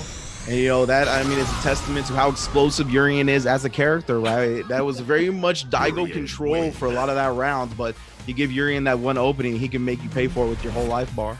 like I said, Urien, one of the comeback experts. It's one of the reasons why a lot of people have been touting Urien as one of the strongest characters these days, because, you know, he's just throughout the seasons, he's remained relatively strong. He didn't really get hit by any nerfs or anything like that. And then he still has the Aegis Reflector. The Aegis Reflector trip V-Trigger is still one of the best comeback V-Triggers in the game. Yeah, no doubt about it. Ooh, and he actually does get it with a counter hit, so able to link afterwards. Now just setting up shop, trying to get that optimal range. Ooh. And the crouch heavy anti-air is stuck. A little too late on that one. You saw him kick a lot earlier so that he could throw him actually faster when he landed after that jump heavy kick. And now Daigo playing a great neutral. Oh, wow! He faked the Sonic Boom and managed to still jump over and punish that fireball. Oh god, he's still alive. Oh no, Urien is still alive. Oh, I was about to be like, how much magic you got in that pixel? Not up against Daigo, my friends. Snuffed it out, anti-magic field. It's just one of those situations, you see that, and you know Urien is just one of those characters that's never dead until he's dead. Yeah, exactly, right? It's like Urien and G, right? Those are the characters right there. Don't count them out till I see KO on the screen, fella. Okay. Oh, no, missed the anti-air, and so that's going to give Shuto a big chance for a cut, but that's punishable. Yeah, he didn't even cancel to the EX Fireball like you're supposed to when that crouching heavy punch gets blocked. Yeah, and great awareness from Daigo to realize that and still take the punish. Okay, here we go, the mix-up. Yep, thrown, but that was close. So crouching light kick is the best he can get, but here we go. He's got another mirror, he's going to bounce off that! Looking like a 6-3 with hydraulics out there. We're going to activate the V-Trigger, though. Oh, it's going to hit in time. He's on a pixel now, and we are going to the final round, James. Oh, boy. Oh, boy. Here we go. Here we go. Final game, final round. Winner of this goes into the top 8, and we'll see tomorrow. The loser of this will have to play one more game in the loser's bracket later on. Daigo checking that dash. Didn't have the charge up for the blast kick, it looked like. Oh, but he did have it that time. Yep. It's used perfectly. And now the Sonic Booms. Back to the Sonic Booms and the neutral game. See that neutral jump right there, maybe anticipating a chariot tackle. Ooh. Oh, beautiful anti-air. Didn't have the charge, so went with the normal.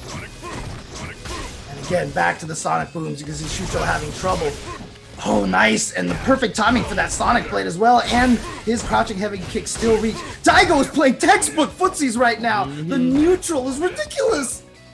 Yeah, he talked about it. That's why he plays Daigo, my man. And there it is. Daigo, in a close setup against Shuto, managed to dominate the last round and move on to top 8 winners.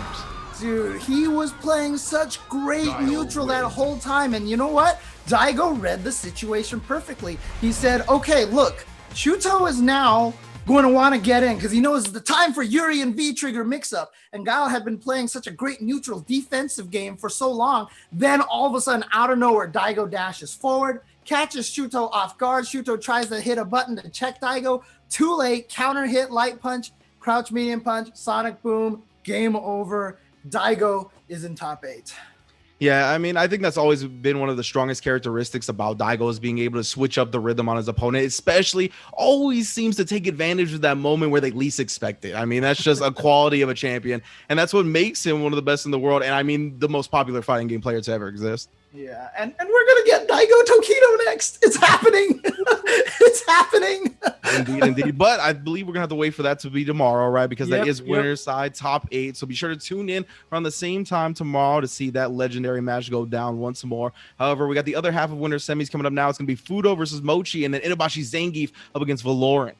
Yeah, and again, shout outs to everybody in the U.S. watching this right now, because obviously we have a lot of people here watching. It's it's late at night for most people. This is normal hours for me, normal quarantine hours for me. But I was gonna say shout outs to all the viewers around the world right now that are up at regular times, being responsible adults and human beings. Because us here in America, if you're watching, you're a degenerate like me and James. You know what I'm saying? And I've been streaming at this time, so I've been ready. I've been waiting for something like this. So we are good to go. But of course, we have to get to the back of the queue as per usual. We'll get the next match going. It is going to be Fudo versus Mochi. It's going to be Mika most likely up against Dawson. And I mean, that's a scary sight for Dawson, man. Yeah, but you know what, Dalsum?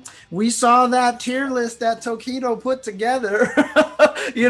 Putting Dalsum kind of high on that tier list. I know a lot of people were kind of skeptical about that, but one of the reasons why he did is because of the fact that these players in Japan, especially players like Mochi, have been wrecking shop with this character. And when Japanese players tend to make tier lists, they tend to base it off of tournament results more so than like theory fighting and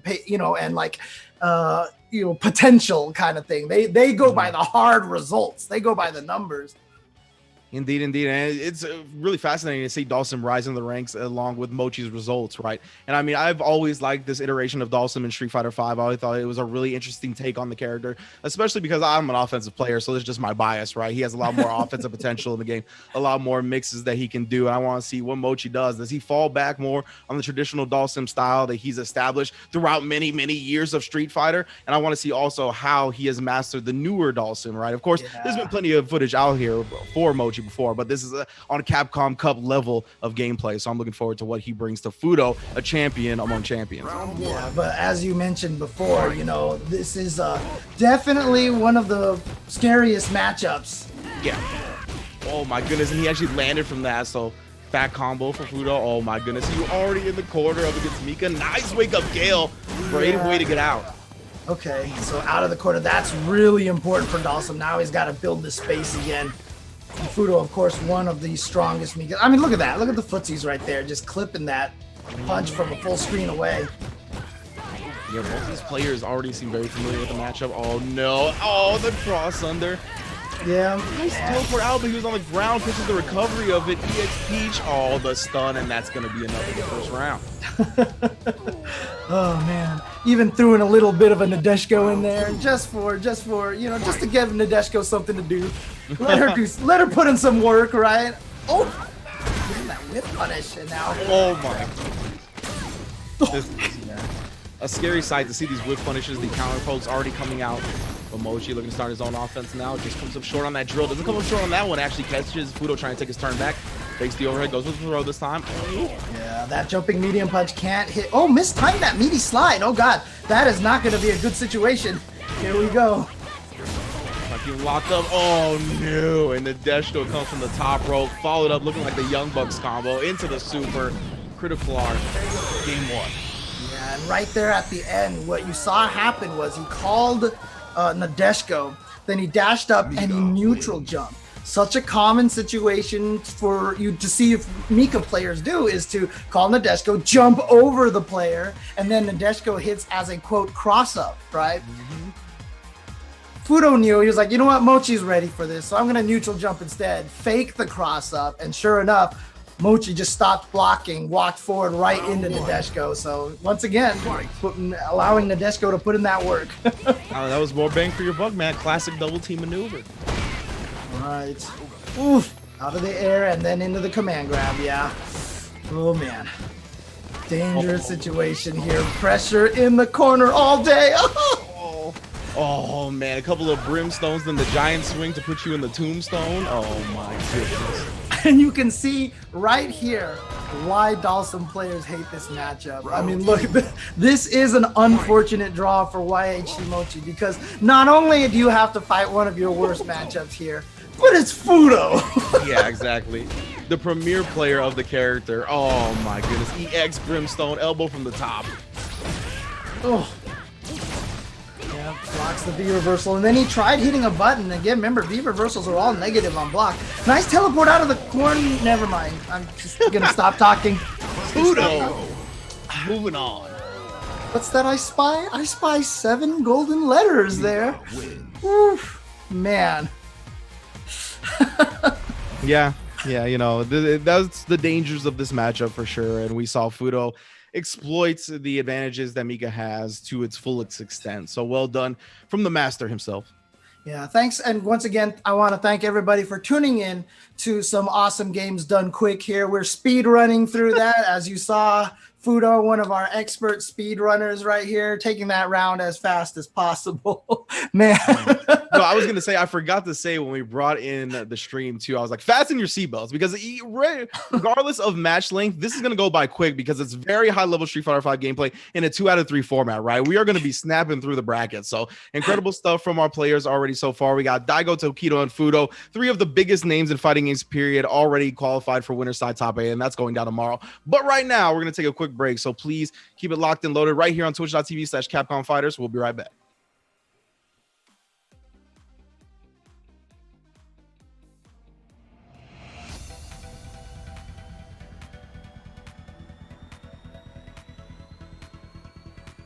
Beyond the battle. Get ready. Destroy. Begin. Let's go. Disappear. Kneel.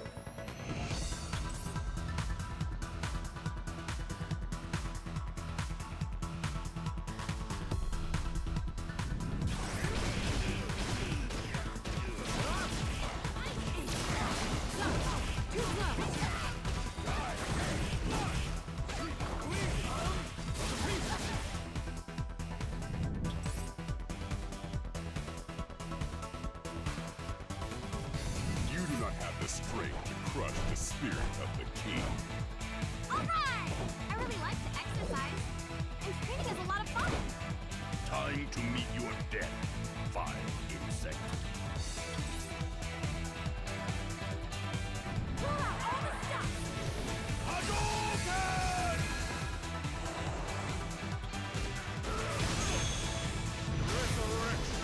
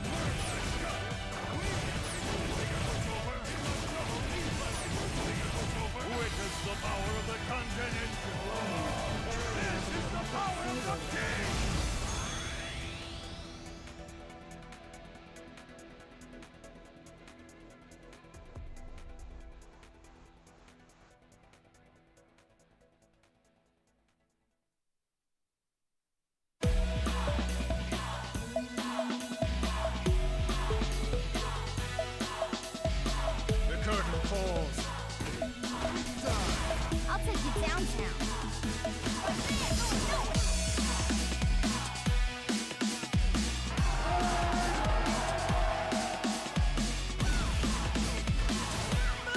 That's how you start the fight and finish it quickly. Let's have some fun.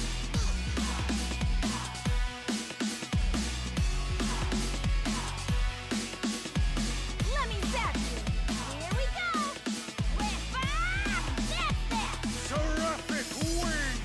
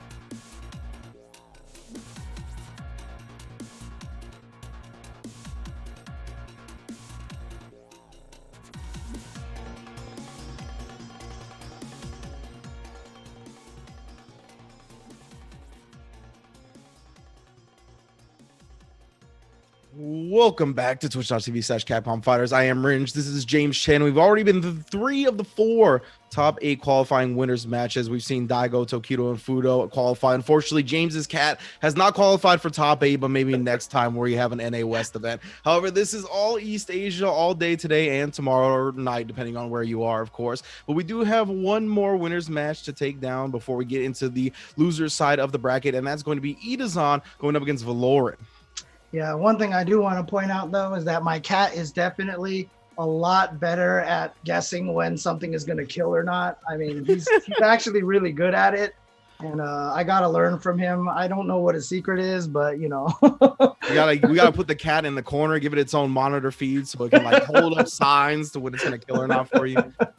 Oh, man. But yeah, you can see the bracket right here. Fudo, of course, has advanced forward, taking out YHC Mochi in quick fashion. But look at this next match right here. I mean, a lot of people have been talking about NL and how strong NL is. Verloren was, you know, I felt like was kind of the first of the Korean camis that really started doing damage. But then NL kind of surpassed Verloren at one point. But here's Verloren.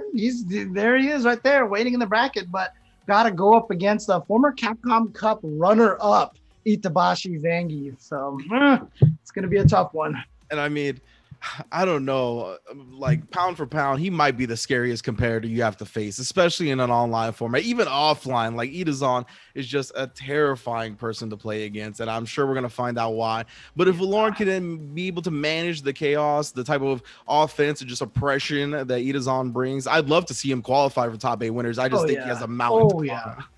Well, look, I mean, Itabashi, the one thing I will say, you know, obviously we're playing this online here, but one of the things that makes me the most sad is that we won't get to see Itabashi laughing and smiling at everything that happens. One of my favorite parts of, you know, watching Itabashi play is just glancing over at him, and he just seems like he's always having a good time. And whenever he gets you in that Zangief vortex, it's almost like he's looking at you like, yeah, it is silly, isn't it? He does a great job. I mean, I think it's just him as a person, but I think that does get on the opponent's nerves even more, right? When you see the grappler player truly enjoying themselves, I know I get ticked off, that's for sure. Here we go, but it is going to be Abigail, of course. This is the character that Itabashi uses a lot more often, going up against Cammy here. Cammy, you know, one of those characters that a lot of people don't talk about as much, but I still feel like she's really, really strong. But this particular matchup, you know, Abigail takes away one of Cammy's biggest advantages, which is the range on her standing medium kick and a crouching medium kick. Yeah, man's definitely got the size and the range to combat. Oh, on a normal pace. Wow, actually gets the trade combo, but great awareness from Verloren on the other side, getting the anti-air. Ooh, okay, yeah. Here we go, corner pressure now. Oh, no, never mind. Found the one right time to get out of the corner. Yeah, that's meaty and very safe. He's trying to close this one out. Actually gets crush countered here. Ooh, back throw. Now anybody's game both. Just slither away. Come down to right now. They're both playing so patient. I was gonna say, yeah, caution is prevailing in the neutral at this moment. Oh, but actually, Chip is in a danger right now. There is a danger of Chip. He can just walk. Okay, that's it. Oh, you called it, Jay. You called it, my friend. DP directly into the critical art to get that last bit of health that Itabashi was holding on to. This is funny. Obviously, everyone remembers how much I love Cammy, but thanks to legendary Cammy and Teppen, I don't know. I feel different about it these days. But anyway, that's a different game. Actually, again, you mentioned before Itazan's normals, especially Abigail's normals, excuse me, just giving Cammy such a frustrating time at that ground range where she's normally excelling at. Wow, the crouch jab actually knocked her out of the hooligan. The thing reaches so high up. Yeah, like what? It's a jab, man. I mean, a crouch jab. Grapplers always do that, right? I mean, Abigail and Zangief and Birdie all have like the most amazing crouching light punch, and now Cammy is a speed bag, and you know she doesn't have a lot of health. So there she goes. Man, decimated there. So Itabashi tying up this first game. You can see again, just kind of poking with the jab. because of the way that it swings like that, it's also just a really great space control tool. Because if Verloren happens to jump, they will jump into that jam. Exactly. It's going to be able to lock her on the ground, whether she jumps or not. But wow, finds the perfect timing on that jump heavy punch. Itazan, unfortunately, just a little late on, or actually a little early on that anti-air. I think. Actually flips out because of the airstrike. Now we got front throw. Yeah, because of that. That always happens. You confirm on the hit, but they flip out and then they get to punish you. It's like, dang it. But he cornered himself, and this is his reward. Yeah. Oh, yeah. Crouch Fierce confirms it to the V-trigger afterwards, catches them flinching on the wake up, and Verloren takes the first game. Wow. Okay. And look at this, Verloren. Like I said, not necessarily one of the easier matchups for Cammy, but like I said, the thing about it is with Cammy is when she knocks you down and gets you in the corner, all her opponents become the same character. Yeah. You know, she just runs you over so well once she gets in that corner. She just has such good pressure, and just having the ability to change your jump arc with a dive kick is still one of the best tools in Street Fighter V to have. Yeah, once she gets in the corner, that's the great equalizer on it. Ooh, nice. Wow, but Itazan was so aware. He ended up with the crouch fierce afterwards anyway, but still Verloren's game this round. Weird school looking at actually catching the activity. Oh no, actually whiffed. And we all know whiff buttons +2 in this game. I know, right? I think, always trying to chase the back. Oh god, did you see Cammy? She was just like, ugh! Man, what a freeze frame on that. Oh, the crush counter. Oh boy. Damage, V-trigger 2, it's enough to stun. Trying to build a little extra meter here. Like I said, Cammy doesn't have a lot of health, but there was a lot of hits there. Yeah. So, oh, he did it. He woke up, and Itazan didn't bait it. Yeah, Verloren is showing he has no fear against this. Wow, actually does anti-air with the V-trigger activation. Beautiful for Verloren. Oh my, just activating on the neutral jump, and he said, you know what? No fly zone here, dude. Yeah. Wow. Dude, the big galaxy brain, the wrinkly brain play, right? The wrinkled brain play from Verloren there. Yeah, we'll see if he can keep it going. He has a great start to this next round as well, and this is the game point. Yeah. Respect, wow, the air-to-air. Again, showing the respect, though, knowing that Abigail was landing first. Ooh, rocking back out of that throw. Didn't believe that he was going to get the combo off of that dive kick, but look at this damage. And here we go. Like I said, every character is the same. Once Cammy gets you in the corner, it doesn't matter who you are. She doesn't care. She's going to rush you down and just go for that pressure. Verloren advances over Itabashi Zangief.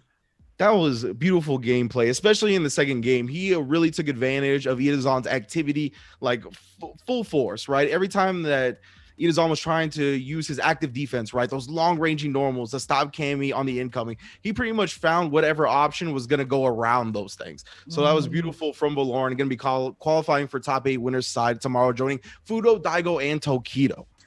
And what a relief that is. Obviously, we didn't have a chance to stream all the pools, but you play all those matches, you win this one match, and now time to rest. Go celebrate, get some grub, Yeah, exactly. You don't have to play for the rest of the day. You get to watch everybody else battle it out in losers bracket to try to get to top 8. I mean, look at this losers bracket, bro. You don't want to be down here. Moke and Ryusei, Kosako and Yoshikibi, Sako, Momochi, Mizuha, and Costo have to go through each other just to get to legends like Mochi, Itabashi, Zangief, and then of course Shuto and Deadly Poison making a name for themselves as well here in our top 16. Yeah, this is not easy at any stretch, but you see, we've got 8 more matches lined up before we get to the full top 8. And of course, that will be streamed at basically the same time tomorrow here on the same channel as well. So if you haven't already, make sure you follow Capcom Fighters. Just click on the follow button right there so you know when this starts up and you won't forget. And featuring Nathan, we got the cat's name on the broadcast. That's got to be a bucket list for you, James. Featuring Nathan. That's got to be a bucket list. Nathan, come back. Your name is on the thing here. Look, here we go. See what it is. It looks like Ryusei and Moke are in the lobby now, so we're gonna head to the back, get that started for you guys, because again, this is the first round of losers bracket action. Yeah. So we're gonna start with a couple of the matches on the losers bracket, and again, by definition, loser's bracket means the loser of this is going to go home in 13th place. So that's going to be rough, and I have to go to the back of the queue. Man. But yeah, as you mentioned, like there were legends like Fujimura and Kazunoko who didn't even get to top 16, right? I mean, this bracket in East Asia is an absolute bloodbath. Just incredible fighting game players throughout the entire thing. So we're going to see just a few more, unfortunately, fall by the wayside and have to wait till the second qualifying event for this region to get their chance at Capcom Cup. But we're going to see who's actually moving on as well. And of course, remember, the whole goal of today is to get to that top 8 that's going to be taking place tomorrow. So thank you everybody for tuning in. You can see the CPT online events aren't going to stop either. August 1st, next weekend, we're going to have the Central America event. Then we got North America West, North America East. And of course, there's all kinds of Capcom Fighters action going down, all kinds of fighting game action going down. It's been a beautiful thing watching all these people step up and TO different events for different games in this time that we're in. So big ups to y'all. But of course, Moke versus Ryusei. This is our first match of Losers Bracket, and it looks like we're ready to get it underway. Yep, two players that we are very familiar with, Ryusei and Moke. And, you know, Rashid, one of those characters that was considered probably the strongest last season, and I think a lot of people still consider one of the strongest right now. Oh, yeah, for sure. I mean, I think both of these guys did not lose at the character select screen, that's for sure. Yeah. Okay, nice tech. And now Moke trying to keep the pressure going. You see him, he's got the corner position. Nice confirm of that crouch heavy punch. I mean, if you see that Urien is swinging, you might as well cancel, because if you lose, you're going to get hit. No cancel, but something's going to happen, right? Ooh, caught him low. Yeah, short block stun on those jumping lights. So we got to transition from the high to low block, and, you know, there is always a little bit of the online factor right there. Oof. Yeah, EX tackle, takes his turn back afterwards, gets stuff from Moke, gonna activate the V trigger off the V skill. Of course, that V trigger 2 now, yeah, that's plus frames off that whirlwind, my friend. Gets dragged to the corner, but a wake up throws him forward. Oh, beautiful, yeah, he predicted that, but he still got to deal with the second. He tried to get out. Oh, no. Okay, I like the idea right there. That might not even have necessarily been a predicted block from Ryusei. It could have just been like a delayed button press just in case, and then the block stun eats away your button press. The Rashid sandwich was eaten by Ryusei, that's for sure. First round to him. And, you know, some of my favorite memories about these two players is the last LCQ run at Capcom Cup. Both of them went very far, just put on hell of a show. The way EX tackle, now EX DP to wake up with it. Both players showing no fear here. And here we go. Here's this corner position that Rashid is so scary again. A lot of people, a lot of times ask me, James, whenever I'm trying to learn Street Fighter, I can't get out of the corner. What do I do? My answer is you're supposed to die. Hold up forward and hope for the best, my friend. Yep. It's not a good situation to be in, but that's why it's so important to push it. Ooh, he got away from the EX knees, and here we go. Yeah, and of course, Mochi going to make the most out of the opportunity given. Takes the round for himself. Game 1 still in the air. Yeah, there's that nice little buff that Rashid got, that if you don't finish the medium mixer, you can land fast enough and then cancel it into the critical art to get that to combo. Yeah, I mean, Moke, always a student of the game. Oh, has been playing high-level Street Fighter V for a very long time. Nice punish right there off the target combo. Here we go. Continuing. Oh, missed with that spinning mixer. Just a small punish from Ryusei, though. Oh, no. He got caught pressing the stand fierce. Yeah, a lot of those buttons, those heavy buttons are like little mini fireballs. You can jump over and punish them like that if you have the right read. Yeah. Here we go. But look at all the resources, right? Yeah, there we go. The punish. And gonna just keep him in the mirror there. Trying to go for the shimmy and then gets the tech. That was impressive defense from Moke. Oh my goodness, are you serious? Crouch Fierce, EX Fireball into walk up Crouch Fierce. Yo, Urien players, that is my spirit animal right there. Yeah. That's the type of fighting games I like to see. That was kind of gross. Ryusei, I'm telling you, I saw both of these players go very far at LCQ in 2019 Capcom Cup. They're two of my favorite players to watch. You can just see how explosive they are, how well versed they are in their characters, and man, that was an incredible first game. Who does that? Crouching Fierce EX Fireball, walk up, Crouching Fierce again? Man. That was so sick. Oh, yep, he's got the counter hit, so he's going to be able to link into the Crouching Light Punch. Back throw, almost stunned. Okay.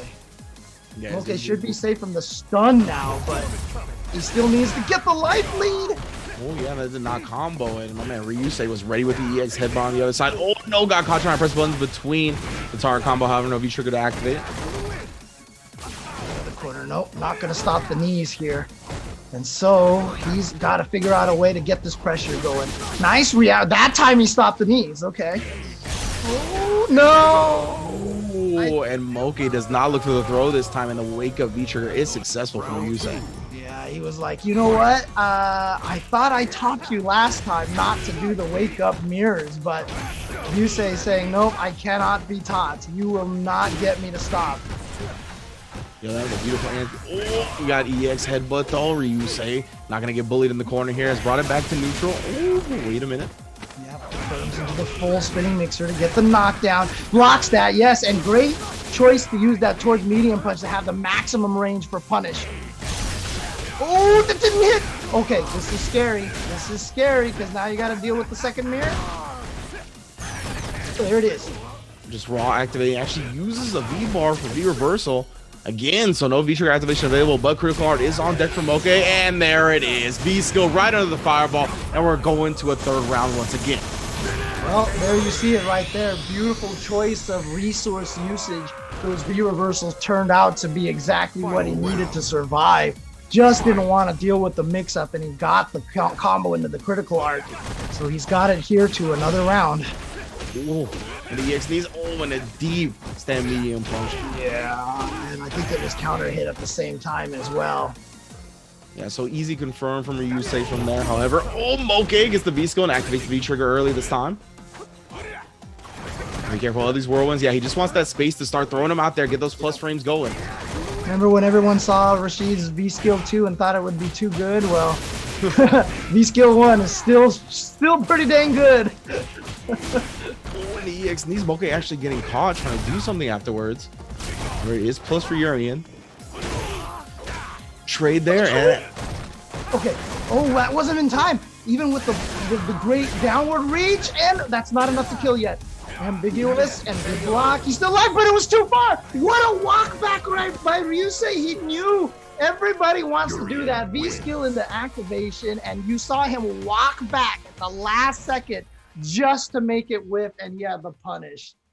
And that had been paying dividends for Moke, right? That V-skill had gone under fireballs, had caught him trying to do stuff from that range where he thinks he could throw something or try to start charging for the knees. It's caught him time and time again, but that at the very last moment, the most important time to realize that encounter at Ryusei did. Yeah, and so now we have, instead of the real animal, we have the special guest, the spirit animal, as you can see under your name.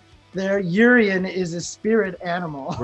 And specifically the way Ryusei is playing right now. I love the way, love the brand of Urian he's bringing here to Capcom Pro Tour Online. He's going to be moving on, not to top 8 just yet, right? We're going to see an update of the bracket now. He's going to have to go through Itabashi Zangief. What a explosive match that will be. But of course, we're going to be moving on through losers round 1. Here we got Kosaku versus Yoshikibi next for the honor of facing YHC Mochi, and then you can see the way the bracket breaks down afterwards. Sako versus Momochi, and then Mizuha versus Costo. Yeah, I mean, obviously very sad for Moke fans out there. He's going home in 13th place. But again, Kosaku and Yoshikibi are players that I feel like fervent watchers of the Capcom Pro Tour are probably a little less familiar with. I did manage to get a little information from the Kosaku. Kosaku is a Nakali main from the start and still is. And he got 33rd at EVO last year, at EVO 2019. And then Yoshikibi, another Kami player, and got 97th at EVO 2018, 49th at EVO 2019. And he plays against Daigo in his battle lounges a lot, apparently. So Yoshikibi, definitely no slouch, has a lot of experience against some of the stronger players out there. All right, so yeah, these guys have travel experience under their belt, high-level tournament experience under their belt, and now they get to play with the comfort of being at home, right? We heard Daigo talk a little bit about it. He's like, there's advantages playing offline, but he considers being very comfortable in his own home, and the most familiar place to him as a person, an advantage as well. So we're going to see how Yoshikibi and Kosaku make the most of that. Yeah, and notice that no one had to ask me to move to the back of the queue this time. Ha! Oh, but guess what, James? It doesn't matter because we're on the wrong stage. Oh man. Man, ruined my victory here, my small victories here. Oh, that was too good, actually. I was so happy you talked about it, and then I looked at the match and I was like, oh, we're going back to the lobby anyway. Oh, but that's all right. Oh man, yeah, you can see the band stages actually and the band costumes going on your screen right now. So we are actually arrived at a band stage, so we're going to be moving on from that to something else here in a moment. Yoshikibi almost done. Dude, Yoshikibi, come on, you can do better damage than that with Cam. You had a critical art all sitting there waiting. All right, well, we'll get back into this match very shortly, but you know, again, two characters that have been pretty strong, but you know, a lot of Necalli players have kind of stopped using that character. Cammy had been seeing a high level usage early on and just kind of fallen off a little bit last season. It was always like her and Karen, right? It was either Cammy was there and everybody was playing her and a few Karens, and then last season was all a bunch of Karens and a few Cammies, and yeah, you know. But we definitely still have two Cammies in here, and I almost forgot to go to the back of the queue again. There we go. Okay. Yeah, we definitely got some Cammy action here. This one coming out from Yoshikibi. And then Necalli's another one of those characters, right, that I think has remained solid throughout the game's lifespan. We haven't seen people play him too much, but there's always those few that remain very, very vigilant and very successful with him. Of course, Phenom being the most notable. But there's plenty. I mean, Haitani played Necalli very successfully for a long time. So this character has seen very, very high highs for sure. And you know, one of the most prevalent ones last season was Machabo, who was in this tournament, by the way, and also did not qualify to the top 16. So Machabo, one of the best Necallis, but actually that's not going to happen over here. It's going to be Kosaku representing the sheep man liquid guy or something. Excuse me? Is that their official faction name? Sheep man liquid guy? I don't know. Got the infinite bandana. Is it part of a triplets? Is there a solid sheep guy and a solidish sheep guy as well? I don't know. Just a liquid one? Oh man. All right, okay. But it looks like we are getting into the match now. We are on a approved stage as well. We got the Shadowloo base, so it's going to be Yoshikibi going up against Kasako, as you mentioned before. Cammy versus Necalli, two explosive characters. We'll see who advances to get their chance to top 8 on either side. See, both of them with a very calm start, you know, trying to test each other. But see, again, there's one of those examples of why having the ability to change your jump arc is so nice, just baiting out DPs like that. Yeah, absolutely. Always able to really throw the opponent off, right? You go up against so many characters that can't do anything in the end, that can't change their trajectory. It's just a shift of mindset. Ooh.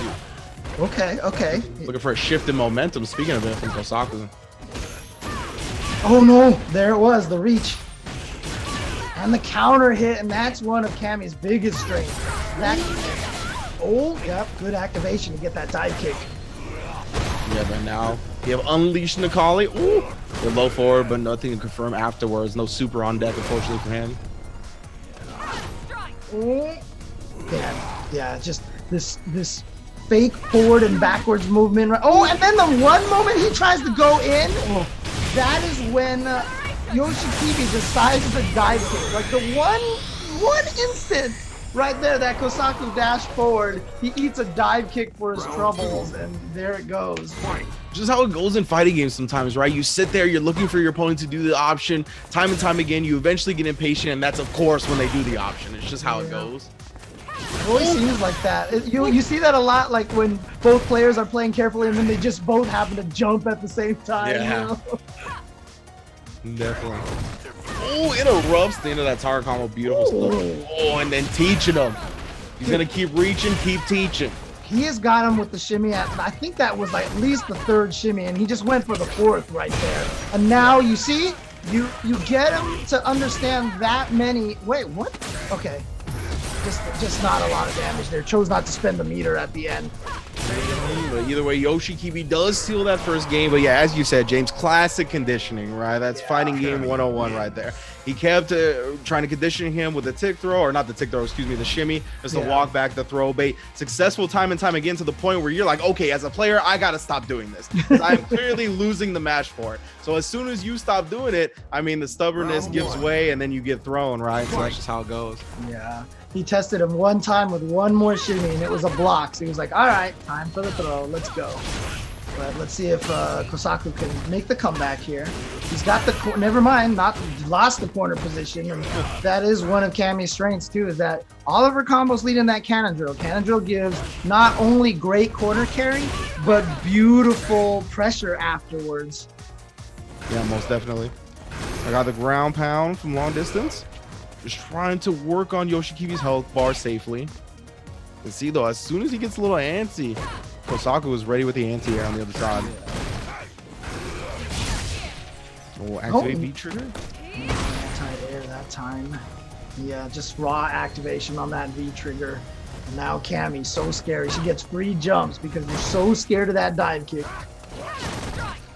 Yeah, I mean, lets her in this time, but yeah, I love that now. The counter jab rather than trying to go with a tech throw.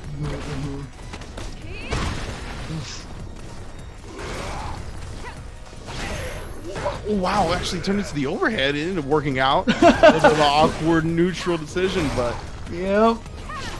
Sometimes those work. Wow. And nothing to combo afterwards, though. Means Yoshikibi still very much in the match, considering Critical Art is on deck. Yeah, one hit is all it takes. Again, just this neutral, walking back and forth, but there we go. Got the confirmed, beautiful stuff. Yeah, well done from Kosaku right there, checking the dash. Played the life lead to perfection right there. Oh, whiff dive kick, or excuse me, missed dive kick execution attempt. Was able to block in time, but still getting combo caught touching buttons. And you see this, look at that.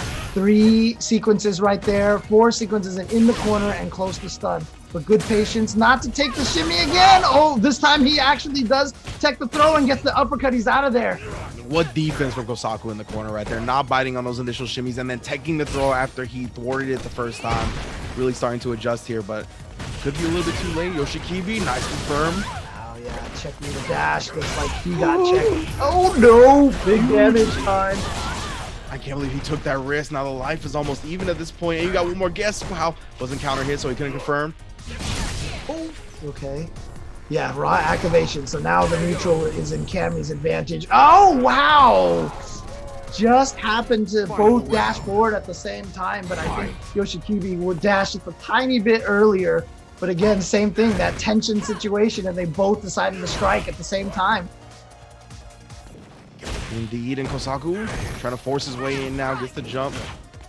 Isn't going to be happy with the trade, and wow, gets the cross under this time, going to the EX to try to get the corner carry and some more damage. There we go, command throw coming into play now, and the forward throw, not quite enough for stun though. It's going to give Yoshikibi a chance, especially with that V-trigger activation, switch sides on him. Yeah. Oh, catches him low, now we're in the Here comes Cammy.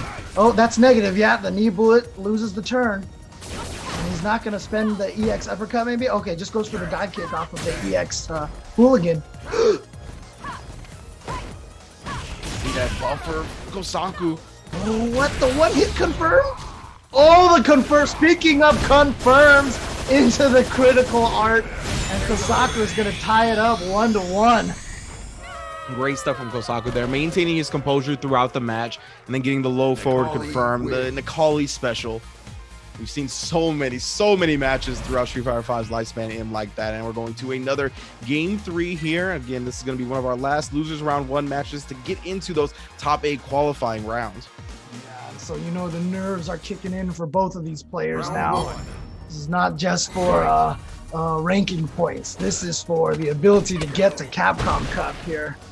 Yeah, we saw Tokido talk a little bit about that in the pregame, right? He said, you know, the conditions to qualify this year are much tougher than in previous years. You have to win or go home. Yeah, no building points this time. Yeah, you don't get a prize for getting top 8. Yeah, I mean, it basically, instead of favoring the consistency, it just favors the, you know, who's on fire that particular day. Exactly, the any given Sunday of it all. Exactly. Oh, actually just outside of range of that jump heavy kick. But this is so good for Yoshikibi at this point. Even with the V-trigger on the call, he's such a hefty life lead to play with.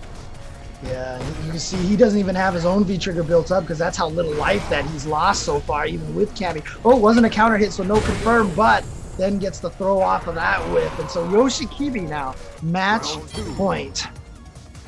Most definitely looking in control. Of course, we know the explosiveness coming out from Nikali, though. He can easily tie it up, but Yoshikibi has really found these great checks on all of the offense, and now a bait out on the uppercut, riding this momentum. Wow, even the reset early just for the throw. Yeah, faked the combo. Yeah, getting a little cute with it, trying to get as much damage and stun as possible here. Oh my goodness, another sneaking forward throw after the dash. Trying to do something. Wow, he actually failed to confirm there. Oh no. Well, oh no. No, not like this. Not like this. Kosaku now has the corner, whips the throw, but he doesn't bite on it, respecting the +2. Yeah, throw whips +2. Like you said, oh, dive kick, yep. The follow-up. Oh, one of those buffs that Cammy got that I know a lot of people were like, why? But there it is. Yeah, it allows her to confirm exactly from those situations, right? The uppercut, V-trigger activate, dive kick for that, just that bit of damage that she still needed to win the game. So great stuff from Yoshikibi. He's going to be moving on. Let me see who he's actually going to face in the next round here. I believe Yoshikibi goes on to face YHC Mochi, if I am correct. So great stuff from everybody so far here. Oh, and look at that, the top 16. It looks like that is the cage. So YHC Mochi going to be facing Yoshikibi in round 2 to qualify for top 8. But of course, we still got 2 losers round 1 matches to go. It's going to be Sako versus Momochi. Everybody knows those names. And then we got Mizuha versus Costo as well to go on to fight Shuto and Deadly Poison respectively. But of course, it is time for a quick break right here on twitch.tv/Capcom Fighters. So please don't go anywhere. We'll be right back to conclude first round and see who gets in the top 8 loser side for East Asia 1.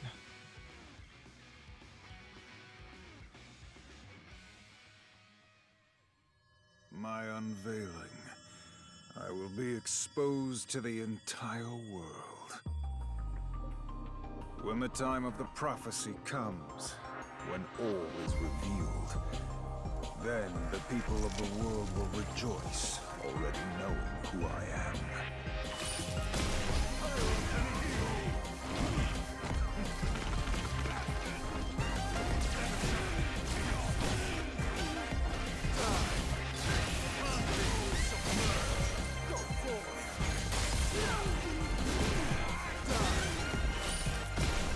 Call me Lord and Emperor.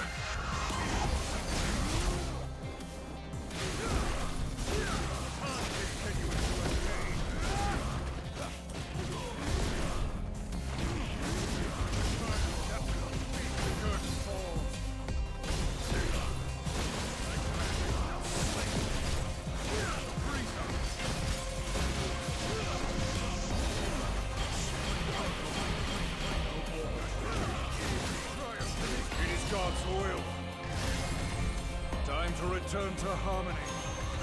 Seraphic wings! My perfection does not require any training.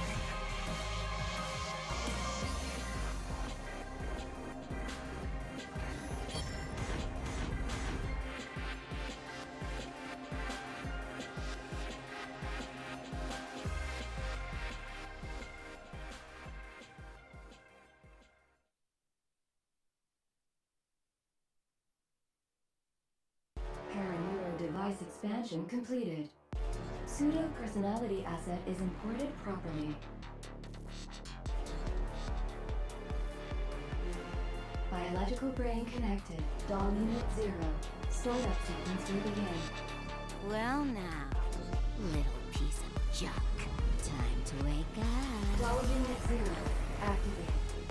Well, Jory, who is a piece of junk?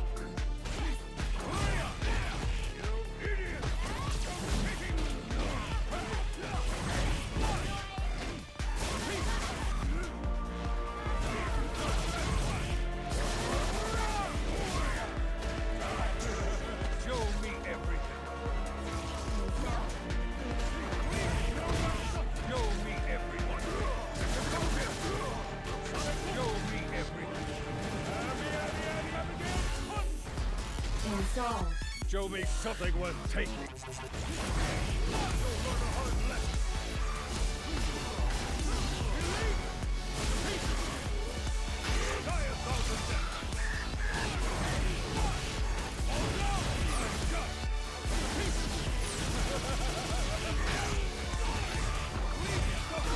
Your data is now useless. Witness the power of the content engine. This is the power of the king! Your data will reside in me for eternity.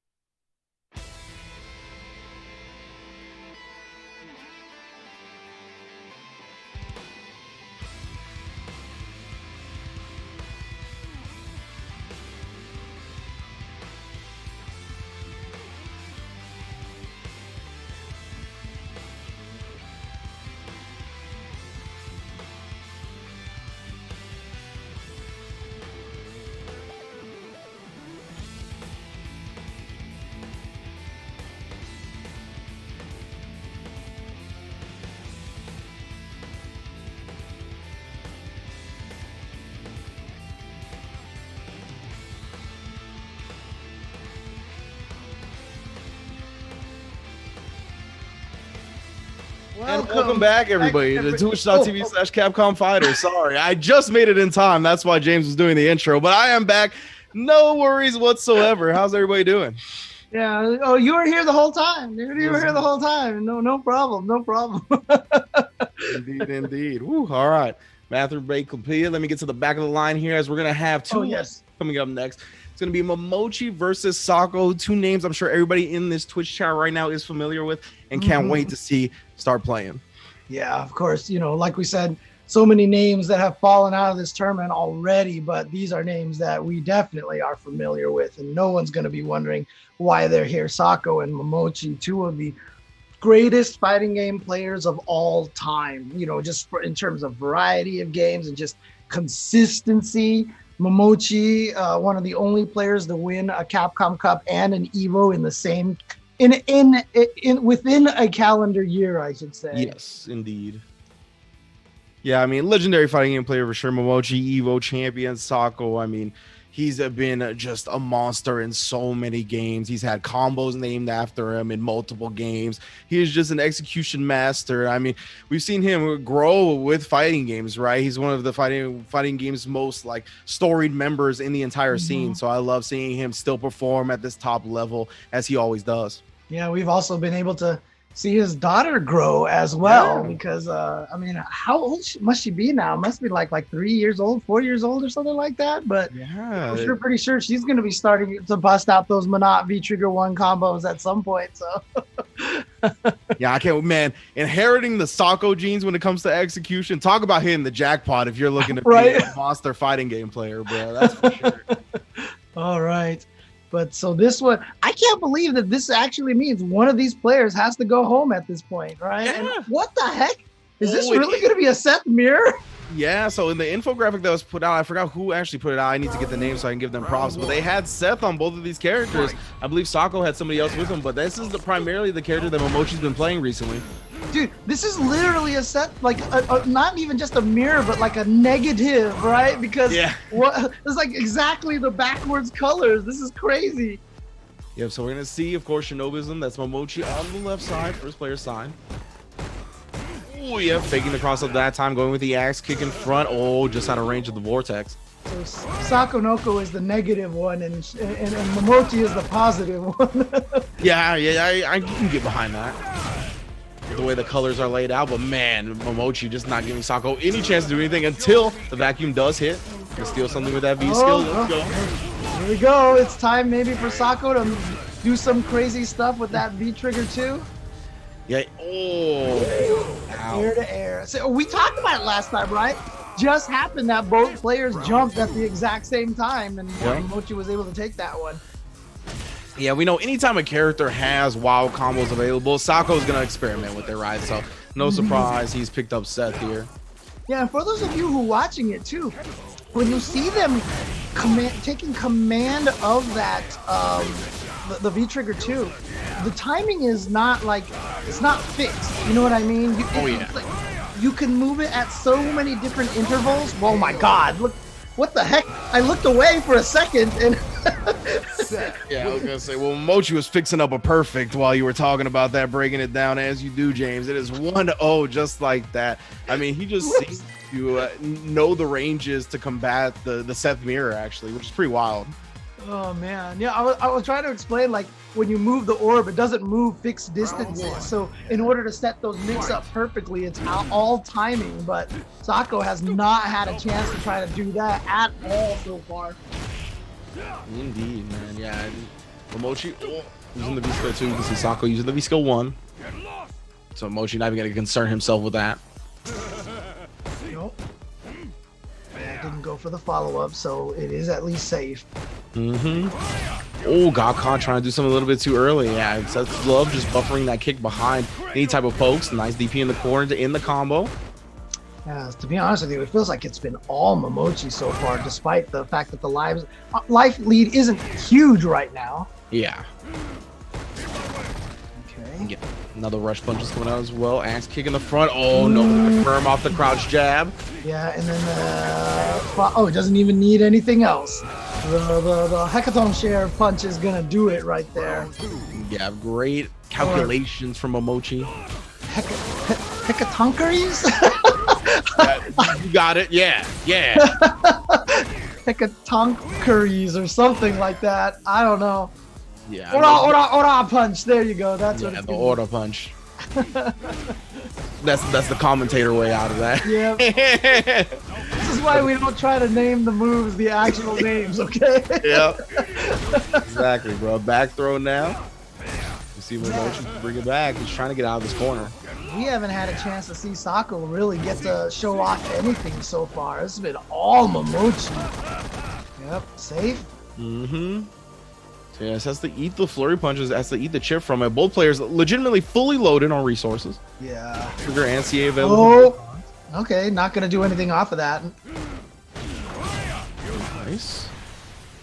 Come on, let's go, Sako. Let's see some Sako madness. Yeah, Sako's managed to maintain this positioning for most of this round. But, I was going to say, Momochi's such a story fighting game player and so much experience. He hasn't really panicked.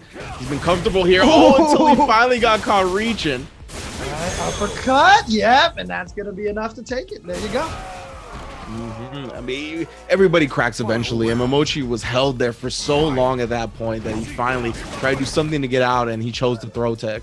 You know, it's kind of interesting because when he activated that V trigger, he knew he wasn't going to get anything crazy, and he kind of threw the ball behind him, almost as if to try to discourage Momochi, perhaps, from trying to jump over him out of the corner or something. It was an interesting decision. To keep that in that positioning, right? It seems like he really wanted that, and it led him to success.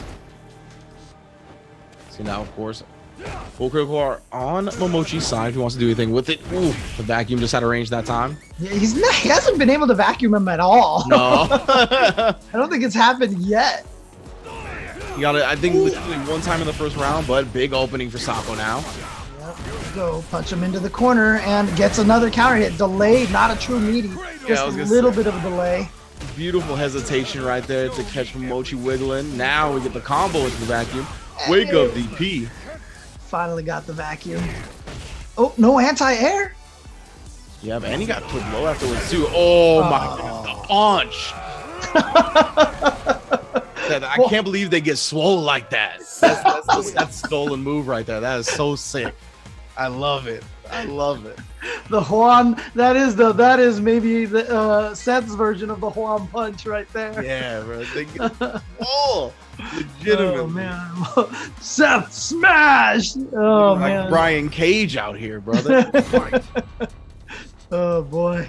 So I mean, what was a dominant Momochi performance in that first game, and I felt like that first half of that second game as well has turned into an even affair.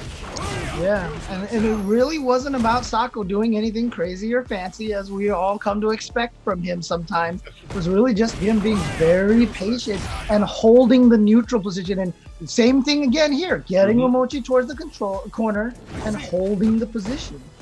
Exactly. I feel like he's gone for a little bit less vacuum attempts. He still has it in the playbook, right? He's still throwing it out here and there, but it seems like he's relying on it a lot less. Oh no. Okay, well, he's kind of allowed Momochi out now. Yeah, I thought he was really scheming on an anti-air right there too. Oh, but that dash actually gets caught by the axe kick. Wasn't scheming on it there. Yeah. Oh wow. Okay. Both vacuum works that time. Just caught Momochi walking forward. Well, again, not contesting the jump in. That's gonna let Momochi start up his offense. Good throw tech. Missed the tart combo, but yeah. Oh yeah. He said, you know what? Oh, I almost thought he was gonna kick him back into it. Not quite. Stayed in the front. Oh. Yeah. And then the throw tech from Sako. Yeah. Twice basically getting Sako to reach in that situation. So now match point for Momochi. Indeed, Mochi gonna be able to punish that tart combo attempt with his own. Nice. Just poking back, not letting him do anything after the kick. Here we go, combo to the corner, spends his only bar actually. And now you see Sako just sitting on resources. He's got meter for everything for days here. Oh, okay. And now he's got combo extenders, I think. Oh, actually no, because it's the one punch. I just want to see the punch, brother. Give it to me again. Right now, critical R is on deck for Sako, though. He's got plenty of juice to make this comeback. He just needs to start it up. Momochi, such a patient player, going to be very hard to get that opportunity when he has the life lead already. Yeah, look at this life lead. And he's built up all of his V-trigger, and he's got one bar now. Oh, this is scary. Oh, V-reversal. That means no V-trigger for Sako now. Yeah, I guess Sako didn't want to allow him to activate his V-trigger, right? That's why Momochi's doing that hard combo. But either way, long distance on that last one. He's going to be able to move on to the top 8 qualifying round of Capcom Cup East Asia 1. I mean, that's interesting right there because, you know, V-reversaling maybe even before he gets the activation, because maybe you want to do it after he activates so then you can push him away after the V reversal, so you don't have to deal with the mix-up and get him to burn the V reversal. But felt like Sako was going for those V reversals a little bit early, and so Momochi was a threat again with that target combo. So he had the V reversal again kind of situation. But just a sign right there of Sako knowing how dangerous that that V trigger can be, to not want to deal with that mix-up at all. Yeah, I think it was one of those scenarios, right, where he was like, okay, I'm going to bet my resources on hopefully knocking him down and then not giving him that opportunity to get there again. Of course, he did immediately get there again, and he tried it once more. But, I mean, Momochi, when you have that life lead as a player like him, it is going to be so hard to crack him open, as we saw. But, of course, big ups to Sako, a legendary fighting game player in his own right. Always love seeing him go far in the bracket. So, hopefully, we see him at East Asia 2. But, for now, we are going to our last losers round 1 match. It's going to be Mizuha versus Costo. Yeah, and this is interesting. Mizuha gotta get to the back of the line. Was a Chun-Li player for the longest of time, but now I think Mizuha is playing mostly Colleen now. Although, I mean, obviously Colleen is super good. Chun-Li is also good this season. Costo, this is an interesting one. So I tried to do some research on this guy, and I tried to go to the YouTubes and see some Costo matches. So I typed Street Fighter V Costo. Dude, there was a video of him playing, like, I saw like 8 videos in a row, and in each of those videos, he was playing a different character. Really? It's okay, then. Crazy. But apparently at one point in time, he played a bunch of Honda, but I think I've heard he's settled on Blanca now. Yeah, that was what the infographics showed before the event, was that he was a Blanca player. We see the E-Honda symbol in the lobby, but I am most definitely expecting the Blanca. Yeah, so he's definitely a fan of the more unorthodox characters. Blanca, you know, again, just being really tricky at that mid-range because there's so many different things that he can do at that mid-range. But he's got to go up against Colleen. Colleen, where, you know, some people even argue with the existence of things like Aegis Reflector and such, that Colleen's V-Trigger 2 is still the best V-Trigger in the game. Yeah, I was going to say, you know, you mentioned how Blanca is very tricky at all kinds of ranges. I mean, Colleen doesn't care about ranges when she's in V-Trigger 2, right? She can get that into you and force mix-ups from pretty much anywhere on the screen. Yep. Ooh, what a good whip punish on that. Oh my god. What a call out to start it. Yep, the raw counter. Yep, good patience right there. After you get countered, yet you have to be patient and block the meaty, otherwise you're going to get comboed by that hail. Alright, good stuff from Costo here, getting some early damage. And activates. Here we go. Tricky time. Yep, that was the light. Oh, he went for the extra. There we go. Good damage. Not enough to kill. Oh, he just was way too early on that Rock Crusher. Yeah, unfortunate. Headbutt dodge. Now we got the back throw. Yeah, one hit in the... That was a clean parry. That was so cool. Oh, but he just went for the slide? Yo, Costco. No fear shown right there. My man put it all on the line with that slide. Oh my god. I mean, do it in bulk right there, man. That's Costco doing it in bulk right there. Oh, Okay. beautiful whip punch. Buffer. And gets the overhead that time. Most definitely, yes. Try to catch him that low forward. It's +1, remember. Oh my god, again. And Mizuha has been using these parries so well already. Oh, tried it one more time. Back to Okay, he wasn't going to commit to that, so you saw him just go for the back hop right there. Rock up throw for Mizuha. Yeah, both players now not wanting to, give the momentum for their opposing side. There's that light Blanca ball again. If you see the light Blanca ball into the follow-up, that is plus on block. Yeah, but a beautiful backdash in the corner right there, and waking up with the EX Rainbow Ball, baited out and punished cleanly. Yes, the last bit of V-Trigger will be enough to kill him off. Man, I actually thought he was going to live through that, but nope. Colleen's got that damage on deck with that V-Trigger too. Not only does it improve her movement, improve all of her normal range, but then she also gets all that damage and there's another counter. Whoa, and the counter actually blows through the EX Rainbow Ball, gets the counter on the other side as well. Yeah. Love the way Mizuha is playing this no fear style Colleen. Yeah. Uh-oh, the mix-up. Oh, yeah. Doesn't care what side you're on. Flash kick works as a flash kick. Yep. And you can see Mizuha always going with the parry. Willing to do it even when it gets baited out. Rush. Oh, is this going to be able to kill off the air throw? Oh, no, he's not going to go. Oh, never mind. Sweep icicle extension right there. Beautiful stuff from Mizuha. He's going to be up 1-0 in the set, trying to solidify his spot in top 8, or excuse me, to get to top 8. Yeah, I was like, you know, the damaging option is to go for the air throw off of that, right? You do heavy vanity step into the air throw. No, he went for the sweep into the follow-up, and that was enough to kill. So there you go. Yeah, great stuff. It's going to be 1-0 here. Of course, Costco has shown flashes of brilliance on this Blanca, so definitely can't count him out.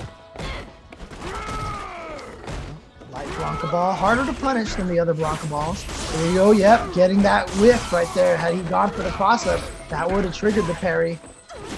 Ooh, and they got caught reaching as he lands, and that's going to be enough for stun as well. Costco looking like a beast this round. All right, get some good damage. Still not enough to kill yet. And Colleen, oh boy, here we go. V-Trigger 2. She's we used to describe Nash in season 1 as being on ice skates, but she literally is like on ice skates. But a misconfirm right there is going to give Costco that round. You have the EX Parabellum. Very punishable, of course. But yeah, looking for the roundhouse, trying to maybe catch a crush counter from that range. Nice punish. STO, everything is evil, double champ. Oh, he tried to parry that again. You saw with the V skill, couldn't quite get it, but out of the corner with that double hop, the double jump that she has. Beautiful, and again, he's never scared of throwing it out there, right? Even when he's punished, and that's such a huge reward. Man, talk about persistent Stubborn play, right? We talked about how sometimes when you leave the well, that's exactly when you get caught. So now he's just trying to stay with the same tactic. Here we go. V-trigger on V-trigger. Oh, up ball. Follow. Oh, ran out. He didn't have another hit, but then just goes for the meaty throw. Okay. Oh, boy. And Costo turning her around heavily in that game for sure. Yeah, there you go. So getting that win on the board with Blanca against Colleen. A lot of people probably don't consider Blanca one of the strongest characters, but again, I feel like he's one of the characters that he's a knowledge check character. You have to kind of know how to fight him. You got to know all of this weird, like I said, the V-trigger frame data off of the light ball or the heavy ball, etc., etc. If you're not careful, Blanca can catch you off guard really badly. 100%. And now Mizuha is going to look to try to find that success that he found in the first game. Already caught Costco reaching here. Nice, beautiful buffer behind that crouch jab, though. Very confident in it.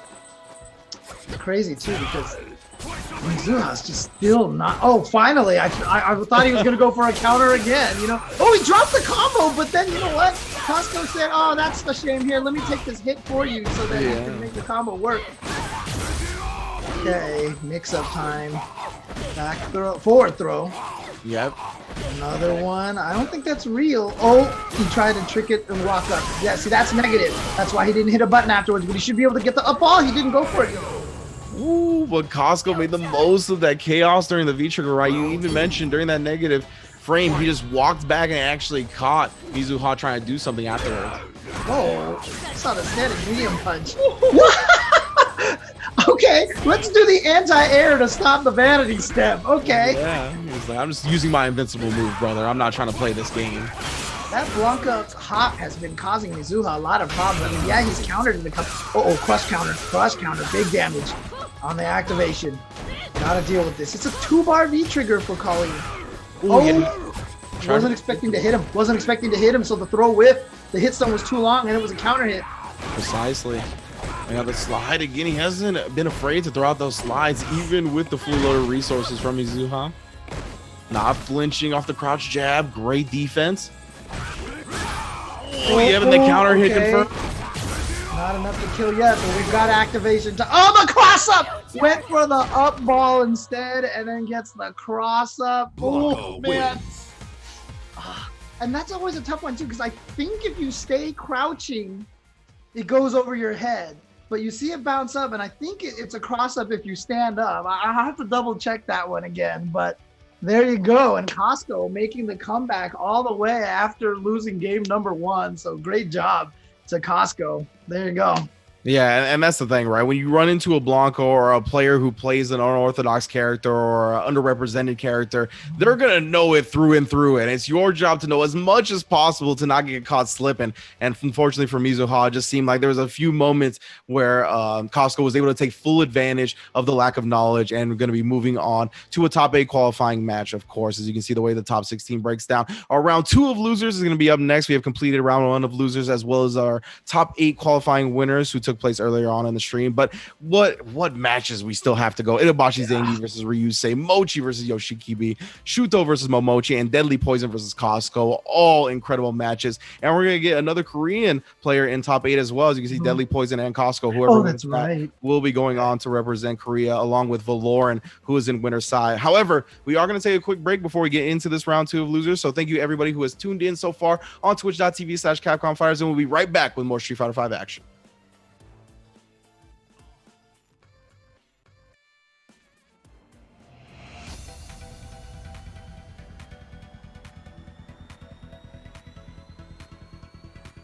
Beyond the battle. Get ready. Destroy. Begin. Let's go. Disappear. Kneel.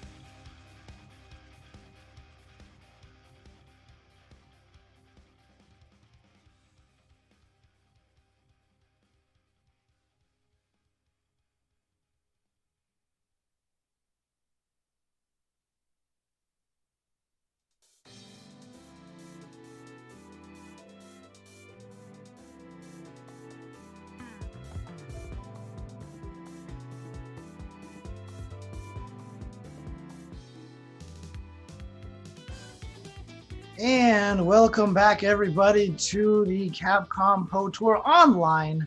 We are watching some fast and furious and scary action here from the Asia regions. And of course, I am joined by none other than Ringe. How you doing?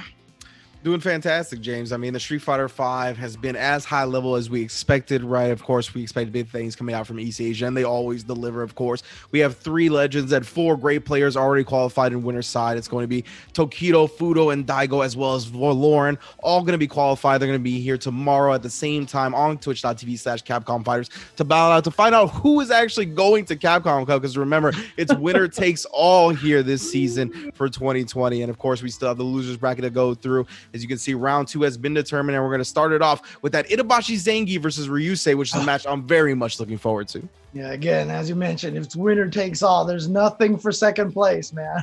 Yeah, no secondary cash prizes, no points, nothing. You either make it to Capcom Cup or you got to try again on the next one. Yeah, straight up. That's just how it goes down this year. And of course, all those players are going to be looking to combat each other and just perform at the highest level possible to actually make it, because that's what they're going to need to do, right? We've seen already the players that we listed qualify for winner's side are 4 of the best fighting game players in the world. So those who are going to be joining them need to be on that same level as well. And pretty much they are. So they just got to bring it when the time comes. And I can see anybody in this remaining top 16 make it all the way through. Yeah. So here we go. Now we are going to find out who goes home in 9th place and who makes it at least into the top 8 to play tomorrow. It is going to be Ryusei, going to be going against Itazan. And interesting, going with the Zangief.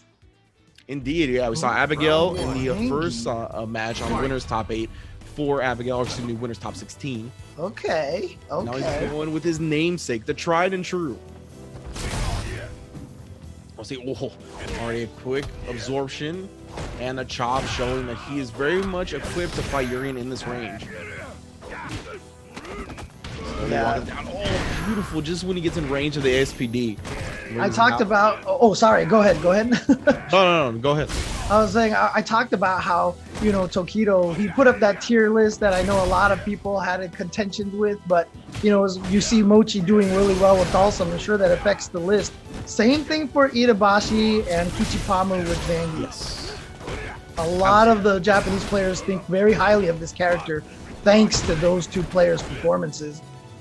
Exactly, and the second hit of that crouch fierce was able to catch. Oh, Itazan, and speaking of catching him, EX tackle when he tries to throw out that stand fierce. Now Itazan low on life, but goodness gracious, yeah, I was gonna say you could explode. He actually gets hit there, but knows he didn't actually combo, so he just mashes out the V trigger. Very smart move for Ryusei. Yeah, he tried to go for the reset. Ryusei was ready for it because Itazan wanted the reset. Was ready for it, and then he got put into a position he thought maybe he could jump over the mirror and the fireballs, but wow, that is that was a tall order there, literally, because Zangief was a little too tall. Yeah, that enhanced fireball got a great vertical hitbox, and then for Zangief, he's a big body, you know, it's tough to get around them. Oh, nice use of that V skill too to get that big old fireball. Now he's just looking to flex on him. See, he takes any amount of damage he can get. The flex on the fireball into the crouch jab punish. That's all he can get, but he's always getting it. Yeah, and you know, the scary thing is Zangief, he can spend all this life trying to get in, but how many times have we seen Itazan, you know, get one EX SPD and then everything goes downhill from there, you know? Exactly. Oh, okay. One mirror's out. He's still, yeah, that's a true block string. What a block and punish! Yeah. Oh, no, the backdrop driver, not enough to put him away yet. Oh, EX! Oh, what? Response to the V-trigger activation, and another one on the other side. Ryusei! That's what I'm talking about, man. I love this guy. He knew that crouching medium, was that crouching medium kick into the V-trigger? Not a true block string, and he just had the EX headbutt there to punish it. He's like, this is not a real thing. And I know this, and you're dead. Wow. And then he takes advantage of that panic that sets in, right? You see that get punished, then he get jumped over, and you're gonna do something. And he just does EX headbutt again, believing in it fully. Yep. Someone in the chat reminded me, Ryusei, Evo champion. Don't forget. You know, he is an Evo champion for Blaze Blue. Yes, indeed. Incredible fighting game player in his own right. Oh, the EX headbutt. You know he knows that he wants to move forward, and he's not going to let him do it without eating damage. But he's down in life by a lot right now, but he can chip away at it. And again, one of the nice things about Yurin is he does have, you know, nice little long-range kicks and such, and this fireball that can cause Zangief a little bit of problem getting in. Uh-oh, here we go. Gotta do. Oh, no. Okay, no V-trigger usage, perhaps? Because he has such a life lead. He says, you know what? I don't want to deal with the mirror mix-up. Watch out for EX fireball into mirror. Oh. Okay. Throws him out of the V-reversal. Here we go. Mix-up time. And again, I don't want to deal with your mix-up. Very, very smart from Itazan here, sacrificing his V-trigger. But again, he's got Ryusei on a pixel, right? So I think it's been a good investment so far. He's got to make sure it pays off in the end. Of course, one of the disadvantages in playing Zangief, you can't chip out with this critical art. It is a throw. So he's got to earn this hit. Oh, you jumped? Why would you jump? Not gonna be enough damage. Goes with the empty low, but no combo to the crouch short. Okay. Now both players on that pixel, but he couldn't reach with the chop. He tried the jump, but he couldn't get it in time. Wow, why did Itazan jump at the end there? Well, I mean, if you're predicting he's gonna throw out a button, like I said, some of those buttons can be mini fireballs, but man, I feel like that was such a costly jump. Oh yeah, I mean, it definitely ended up costing him in the end. Itazan does have fully loaded critical art if he so chooses to spend it here. Ryusei has not been hitting a lot of buttons, and Itazan has just been walking up and going for the V skill. I feel like he can walk into range for light SPD, but we haven't seen a walk-up SPD from Itazan yet. Yeah, we right saw there. Oh, and he actually gets counter hit just like that. Urian's dash, one of the best in the game. And out of the corner as well. Yes. Oh, he allows him to dash up. This time he's trying to catch him with a fierce afterwards. EX SPD. Okay, here we go. The blender. The Russian blender. With the up mirror, but that's not going to save him. EX SPD. I'm going to blow right through that. Not quite dead, though. Oh, God. Here we go. Another mirror. Oh, my goodness. Ryusei never showing any fear for a second up against one of the scariest fighting game players to ever exist. And he makes it the top 8 loser side. And Itazan making it to top 16 and going out 0-2 in the top 16. That is rough right there. And that is rough. And, you know, I see it in my head already. There's a smile on Itazan's face, but it's not the happy smile. No, unfortunately, it's not. I feel bad. I told Kiyomi before this that Itazan had a good chance of going all the way, but 0-2 in the top 16. I mean, but when you're facing the level of competitors that he's facing, right, somebody's got to go 0-2. Somebody's got to fall short. And just this time it happened to be Itazan. I know we're going to get him back for East Asia too. I know there's going to be plenty of people rooting for him to go all the way. So big ups to Itazan as always, but unfortunately he is out. And Ryusei moves on, an incredible fighting game player in his own right. And we're going to see him tomorrow in top 8. Yeah, good job to him. And so we've got 3 more matches to go through to find out who the last 3 players are. And I am jumping to the back of the queue. Look at me. Look at me. Yeah, they're already in there. It's going to be YHC Mochi going up against Yoshikibi next. Again, Cammy versus Dawson. Another rough matchup for Dawson. But, well, I mean, I don't think it's as bad. Like, I know in like Street Fighter 4, this was a terrible, terrible matchup. Mm-hmm. I don't think it's as bad, but it's still not one of the matches that you want to face if you are Dawson. Yeah, but I mean, this is the life you choose as a Dawson player, right? And, you know, 5 years into the game's lifespan, you're going to be used to fighting these matchups where your character is going to struggle in. So at this point, Mochi's going to do his best. He's a premier Dawson player, one of the best on the planet. So we're going to see how he handles Cammy, of course. Incredible walk speed, great confirms, just overall a character who has a solid kit that's remained very good throughout the game's lifespan. Yeah. So we're going to see how she takes advantage of the advantages over Mochi's Dawson. Yeah.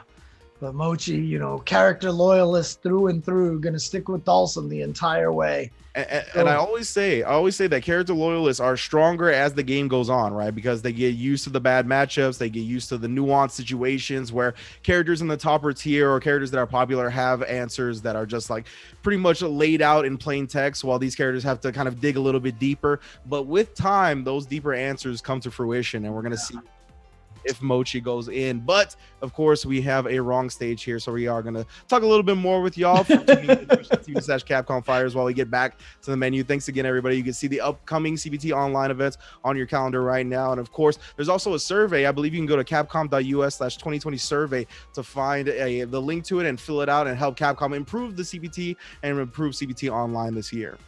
Right. And, please do take the time to fill those things out.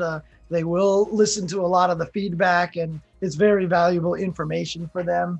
Obviously, of course, this year is a very different situation. We're all, playing these games online and such. But, just as a reminder to everybody, please stay safe out there. Mm-hmm. Wear a mask when you go outside and take the time to be careful with everybody else in this, especially here in this country right now. We are kind of in a tough situation. So let's do our parts. Yeah, indeed. And it's not only about protecting yourself, as James mentioned, it's about protecting everybody else. And that's what we're trying to make sure everybody does. And everybody just got to be good to each other, man. That's how I sign off every one of my streams. And I just think that's a motto we really need to take to heart a little bit more as a community here in the States, for sure.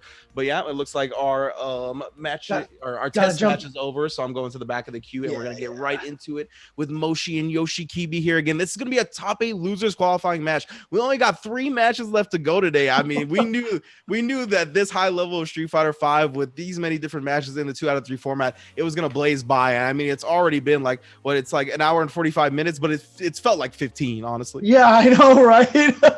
It's been going by real quick, and some of the matches have been fast. I mean, to be fair, it's just one of those situations where some of the matches have been pretty dominant. But here we go, and oh boy. Like I said, if you're Mochi, this is not the matchup you want to go to. I mean, you talked about how you get good at your bad matchups, but Mika, the match that he had with Fudo did not go well at all. So yeah, most definitely, it's still tough even when you get good at it.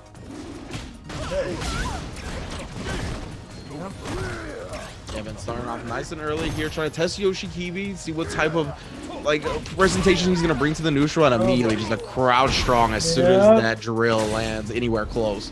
Corner time, you gotta deal with the corner. Whoa, that was an interesting choice there with that jumping back leading kick. I don't know if that's what he wanted to do. Oh, max damage off of that, and here we go. You're in the corner. Uh-oh, big damage. Oh no, he was too far away, and he didn't cancel the crouching heavy punch right away. Yeah, Mochi maybe leave some damage on the table, or maybe just knew that it was too far to connect properly. Here we go. Opportunity. Oh, he... Not sure. He didn't try to juggle after that, after the EX play. Yeah, it's maybe looking for a back throw, trying to get as much damage as possible. Oh, the messed up teleport. Nice block there, but yeah, it is not going to be punishable whatsoever, and then catches him reaching on the other end. 1 round to Yoshikibi. Ugh. Yeah, it's just, that's the whole thing, right? Take the throw, that's the joke, but I mean, it's a real thing. But once you have no life and it's gonna kill you, it's really just a guess at that point in time. Yeah, exactly. There's no weight to the 50-50 at that point, right? Yeah. All right. Ooh, nice. The back medium kick actually keeping her locked down for now, and that's what Mochi's looking for. Nice crouch medium punch afterwards as well, as soon as she takes to the sky. Not contesting with the stand jab right there. Just going to take the offense. She's in. Oh, no. Wow. He didn't hit a button after that whiff heavy kick, which is, like you said, +2 on whiff. yeah. And great stuff from Mochi at that time, right? Getting the stand fierce and then just knowing that she has so many ways to close that gap, blocking on the other end and punishing that V-trigger spiral. So there you go, 1-1 here. And look at those ranges that Mochi has had on the medium slide. It's been at the perfect ranges almost every time that he's kind of... See, look at that! Yeah. Plus afterwards, but Cammy's dive kick is better than Dalsum's drill, unfortunately. So here we go. You're in the corner now. And just keeping the plus frames going. He'd be relentless with the offense at this point. Ooh, actually just missed firm, and that was going to be stunned this time. Oh, wow. He's going to spend all the meter as well to get as much damage. Oh, what? No V-reversal for you. I can't believe he punched the V-reversal like that. Oh, my goodness. But all that phenomenal play just to get cannon spiked. And now Yoshikibi goes up 1-0. Oh, that was painful there because, like you said, so many wrinkled brain decisions there towards the end, but not going to pay off there. And I was a big fan. I was a big fan of that V reversal punish too. I was like, yeah. But again, Cammy, like I said, once you get you in the corner, one of the scariest characters. And Dawson just doesn't have the defensive tools, right? He just doesn't have any sort of reversals or armor or anything to get him out of there. And he doesn't really actually have a 3-frame normal. Like one of his back light punch can hit 3 frames, but only as an anti-air. Yeah. Oh, nice job though. Mochi trying to slow this momentum that Yoshikibi is bringing down here, but man, yeah, with ways to alter her air trajectory, it's so hard to stop the onslaught from the air. At this point, Mochi does have his V-trigger on deck, of course, going traditional in both cases, but what a sweep on that. Oh no, too far away, too far away. So yeah, gonna be a big punish right there.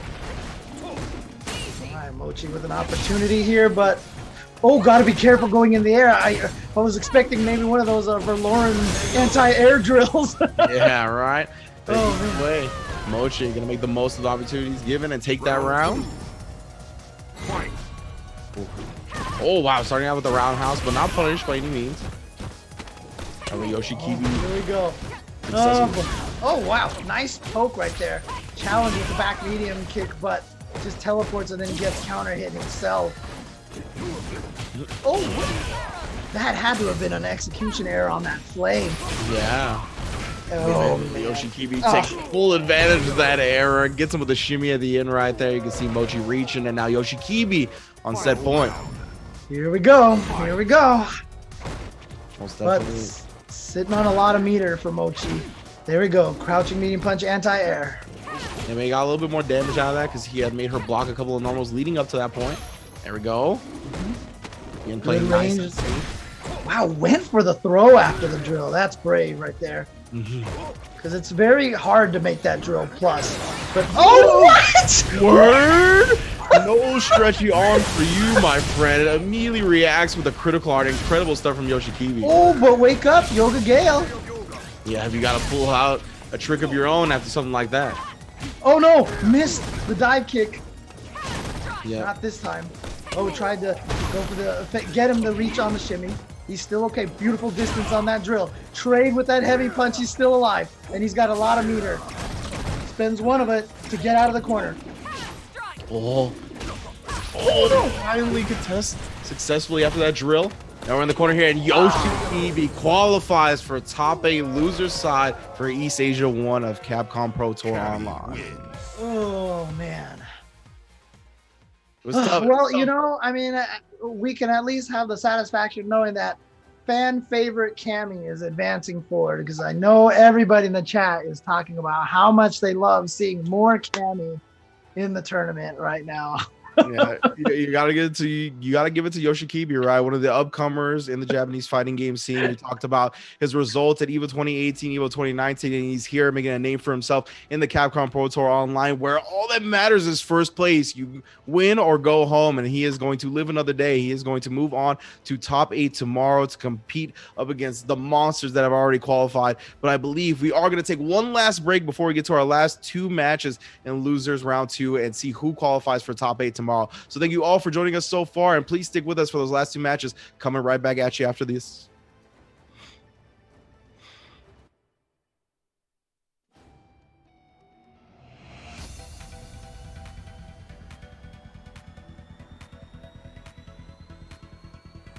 Go beyond the battle. Get ready. Destroy. Begin. Let's go. Disappear. Kneel.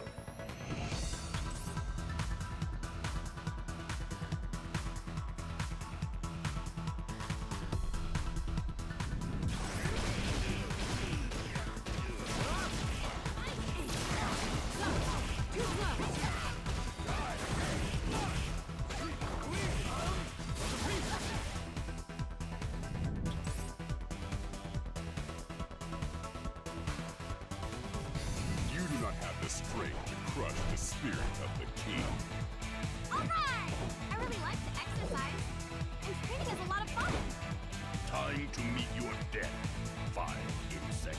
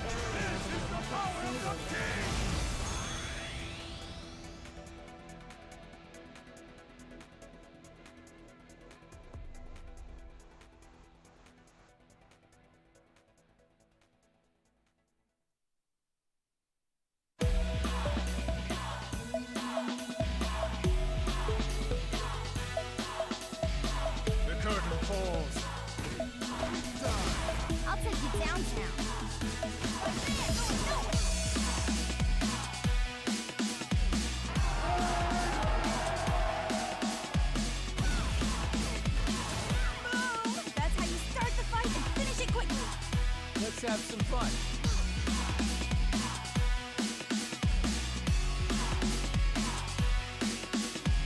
Let me zap you.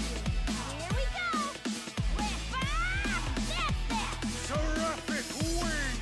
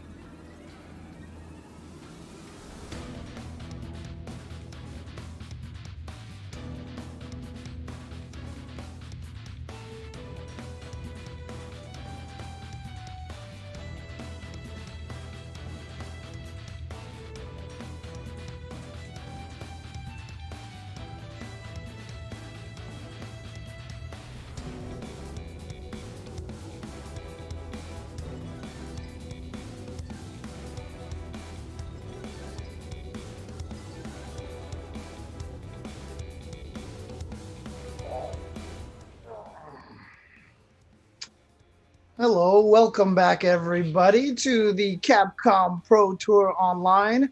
I see. I was muted, James. I was gonna try to intro you and your cat, but I messed up. Yeah, I was like, why isn't Ringe talking? Okay, I guess I'll talk for him then. Ooh, My bad, brother. My bad. But yeah, we are here. I am Ringe. This is James Chen. That's Nathan. And we are arriving at the last two matches of our top 16 to see who gets in the top 8 qualifier for Capcom Cup tomorrow, of course, at the same time you found the start of this stream. And it's going to be right here on the same channel. But let's take a look how the bracket has broken down so far, shall we? Of course, we have phenomenal matches in top 8, but we're talking about the losers bracket now, as Ryusei versus Yoshikibi is going to be our first match in losers tomorrow. But we got to figure out who the next match is going to be. And we got 2 more matches to determine. That's going to be Shuto versus Momochi and Deadly Poison versus Costo. Yep, and so those are the last ones we're going to find out who's going to make it through. As you said, that means there is at least going to be a second Korean making it in there, but at the cost of one of the other Koreans. So that's kind of an unfortunate team kill, I guess you can call it.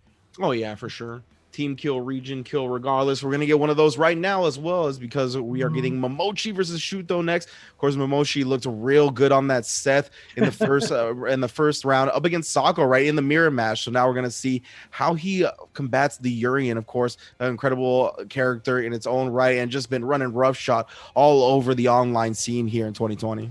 Yeah. Urian, one of the dominating characters for sure. We've been seeing a lot of success out of this character from a lot of the various tournaments out there, like the Reddit weeklies, for example. Yeah. Shout outs to Joe Monday, by the way. I just want to give him a little bit of a plug here. Awesome stuff for their tournaments over there. I know in Europe they've also got the Salt Mine League and everything like that. So many cool tournaments here playing Street Fighter V all over the place. Yeah, it's been a beautiful thing. The way fighting games have still found a way to thrive during this weird time in the world. Right now, EX knees. You've got to respect it afterwards. The plus frames. Yeah, at that point right there, nice check from Momochi after the regular knees. Does commit, but nah, does not get the second hit of the crouch fierce, unfortunately. Nice whip punish with the target combo, by the way. Now here we go. Momochi has his corner position, tries to bait out a jump. Does Shuto with that upwards fireball. Looking for the neutral jump here, maybe looking for her to commit to something big. Not yet. Whoa. After the vacuum, like I said, Seth is negative. Oh, what side? Okay, that was maybe a little bit more obvious than Momochi intended it to be. Oh yeah, and the stand roundhouse immediately gets the Aegis activation. Oh, just DP's out, not looking to guess whatsoever. I thought he was gonna fall on the mirror, but he just barely missed it and still able to take the round here. So Momochi up 1 game. Yeah, man, a great check with the stand jab. Momochi knew he only needed a pixel left. Now here's this pressure. And again, there's that dash from Yuri. It's so hard to spot. Good spacing on that chariot tackle. Beautiful DP in response to the knees. Oh, again, even on the EX version. There you go, towards the corner. Whoa, okay. The strength of Seth to pick up someone like Yuri and throw them like that. This is one of those characters that, you know, a lot of... Oh, what? We've been seeing a lot of just point-blank crouch heavy punches from Urian players. Yeah. Okay. Oh, God, this mix-up. Look at that. He turned it into an empty jump.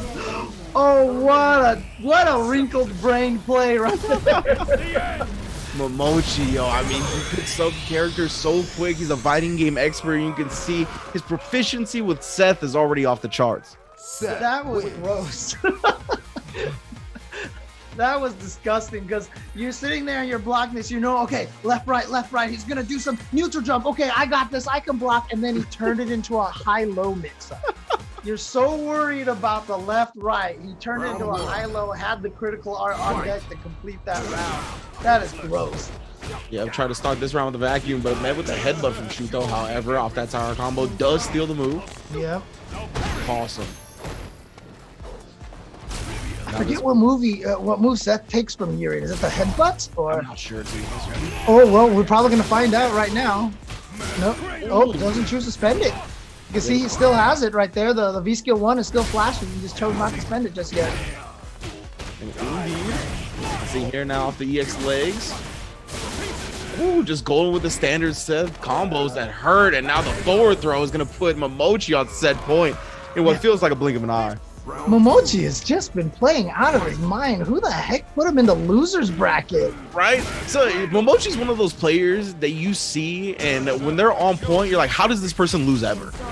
Right? They lost to Yanai. They lost to Yanai like in round 3. And here we go. He's been busting his way through this whole entire time. Not letting Shuto do anything. That's going to be stun. Only a chunk of health left to go. Isn't going to be enough here. There's a lot of hit stun duration. There we go.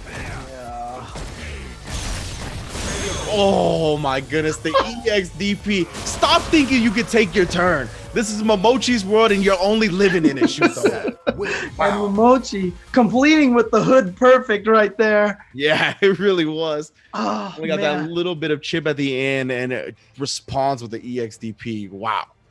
Yeah, you know, and it's so funny too, because you know Momochi always so stoic and everything like that. I can imagine he just after he won that, he was just probably like, yeah, you know, the nod of approval, because he knows the job is not done. Right, he has qualified for top 8, but of course we got to go on to top 8 tomorrow, and he's in losers bracket. He can't afford to take any semblance of relaxation, and he knows that he's a professional, he's a champion, and I'm sure that Momochi is going to be bringing his A game tomorrow. But we still got one more person to qualify for top 8 loser side, and it's going to be Deadly Poison versus Costo.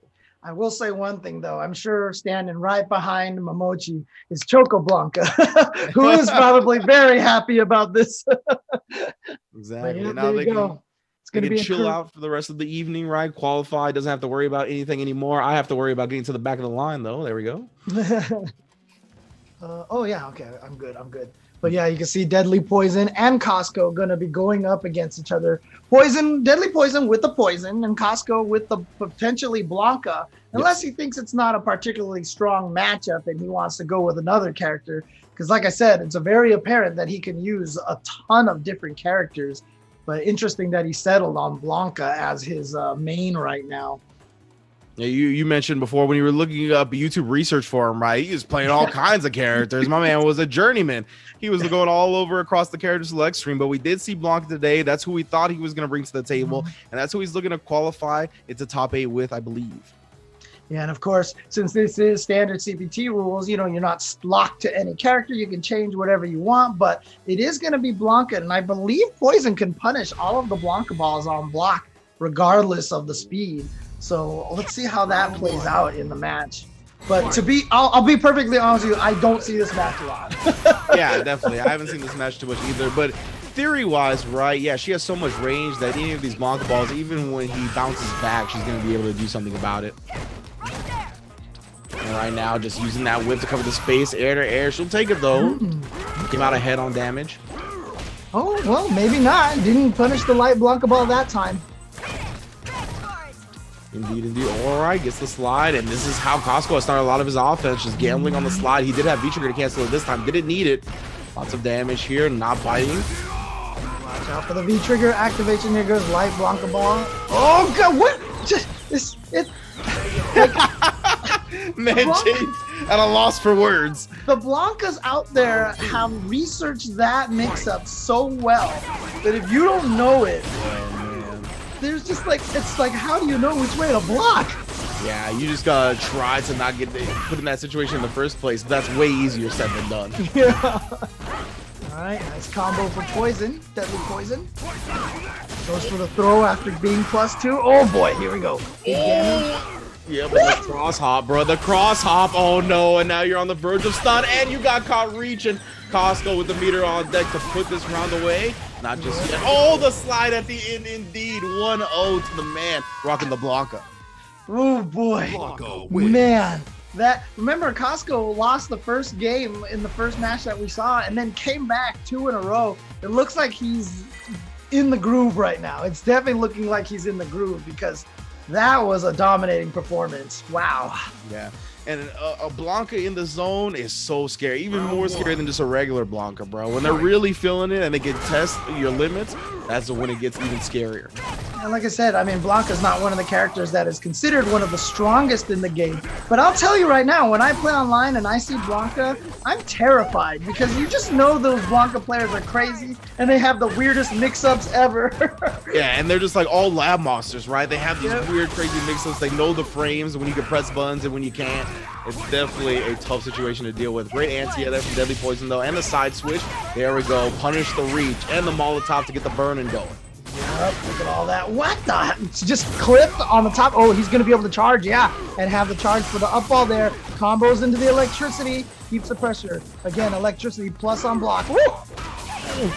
Yep, so just using that crouching medium punch, though, relying on it. And yeah, Poison does so much damage with the Molotov follow-ups, able to seal the round. Yeah, because again, while you're in the air, you're still cooking on that fire right there. So you still lose a little bit of life, which is why that infamous Idom double Molotov combo does so much damage. Capcom Cup winning combo. Yep, literally. Literally, bro. Now this the other side. Yes, nice confirm off that one hit. And again, it's been pretty good defense from Costco after those plus scenarios. It's probably just a delay throw tech. So you might see after the next time he blocks that, he goes for a shimmy instead.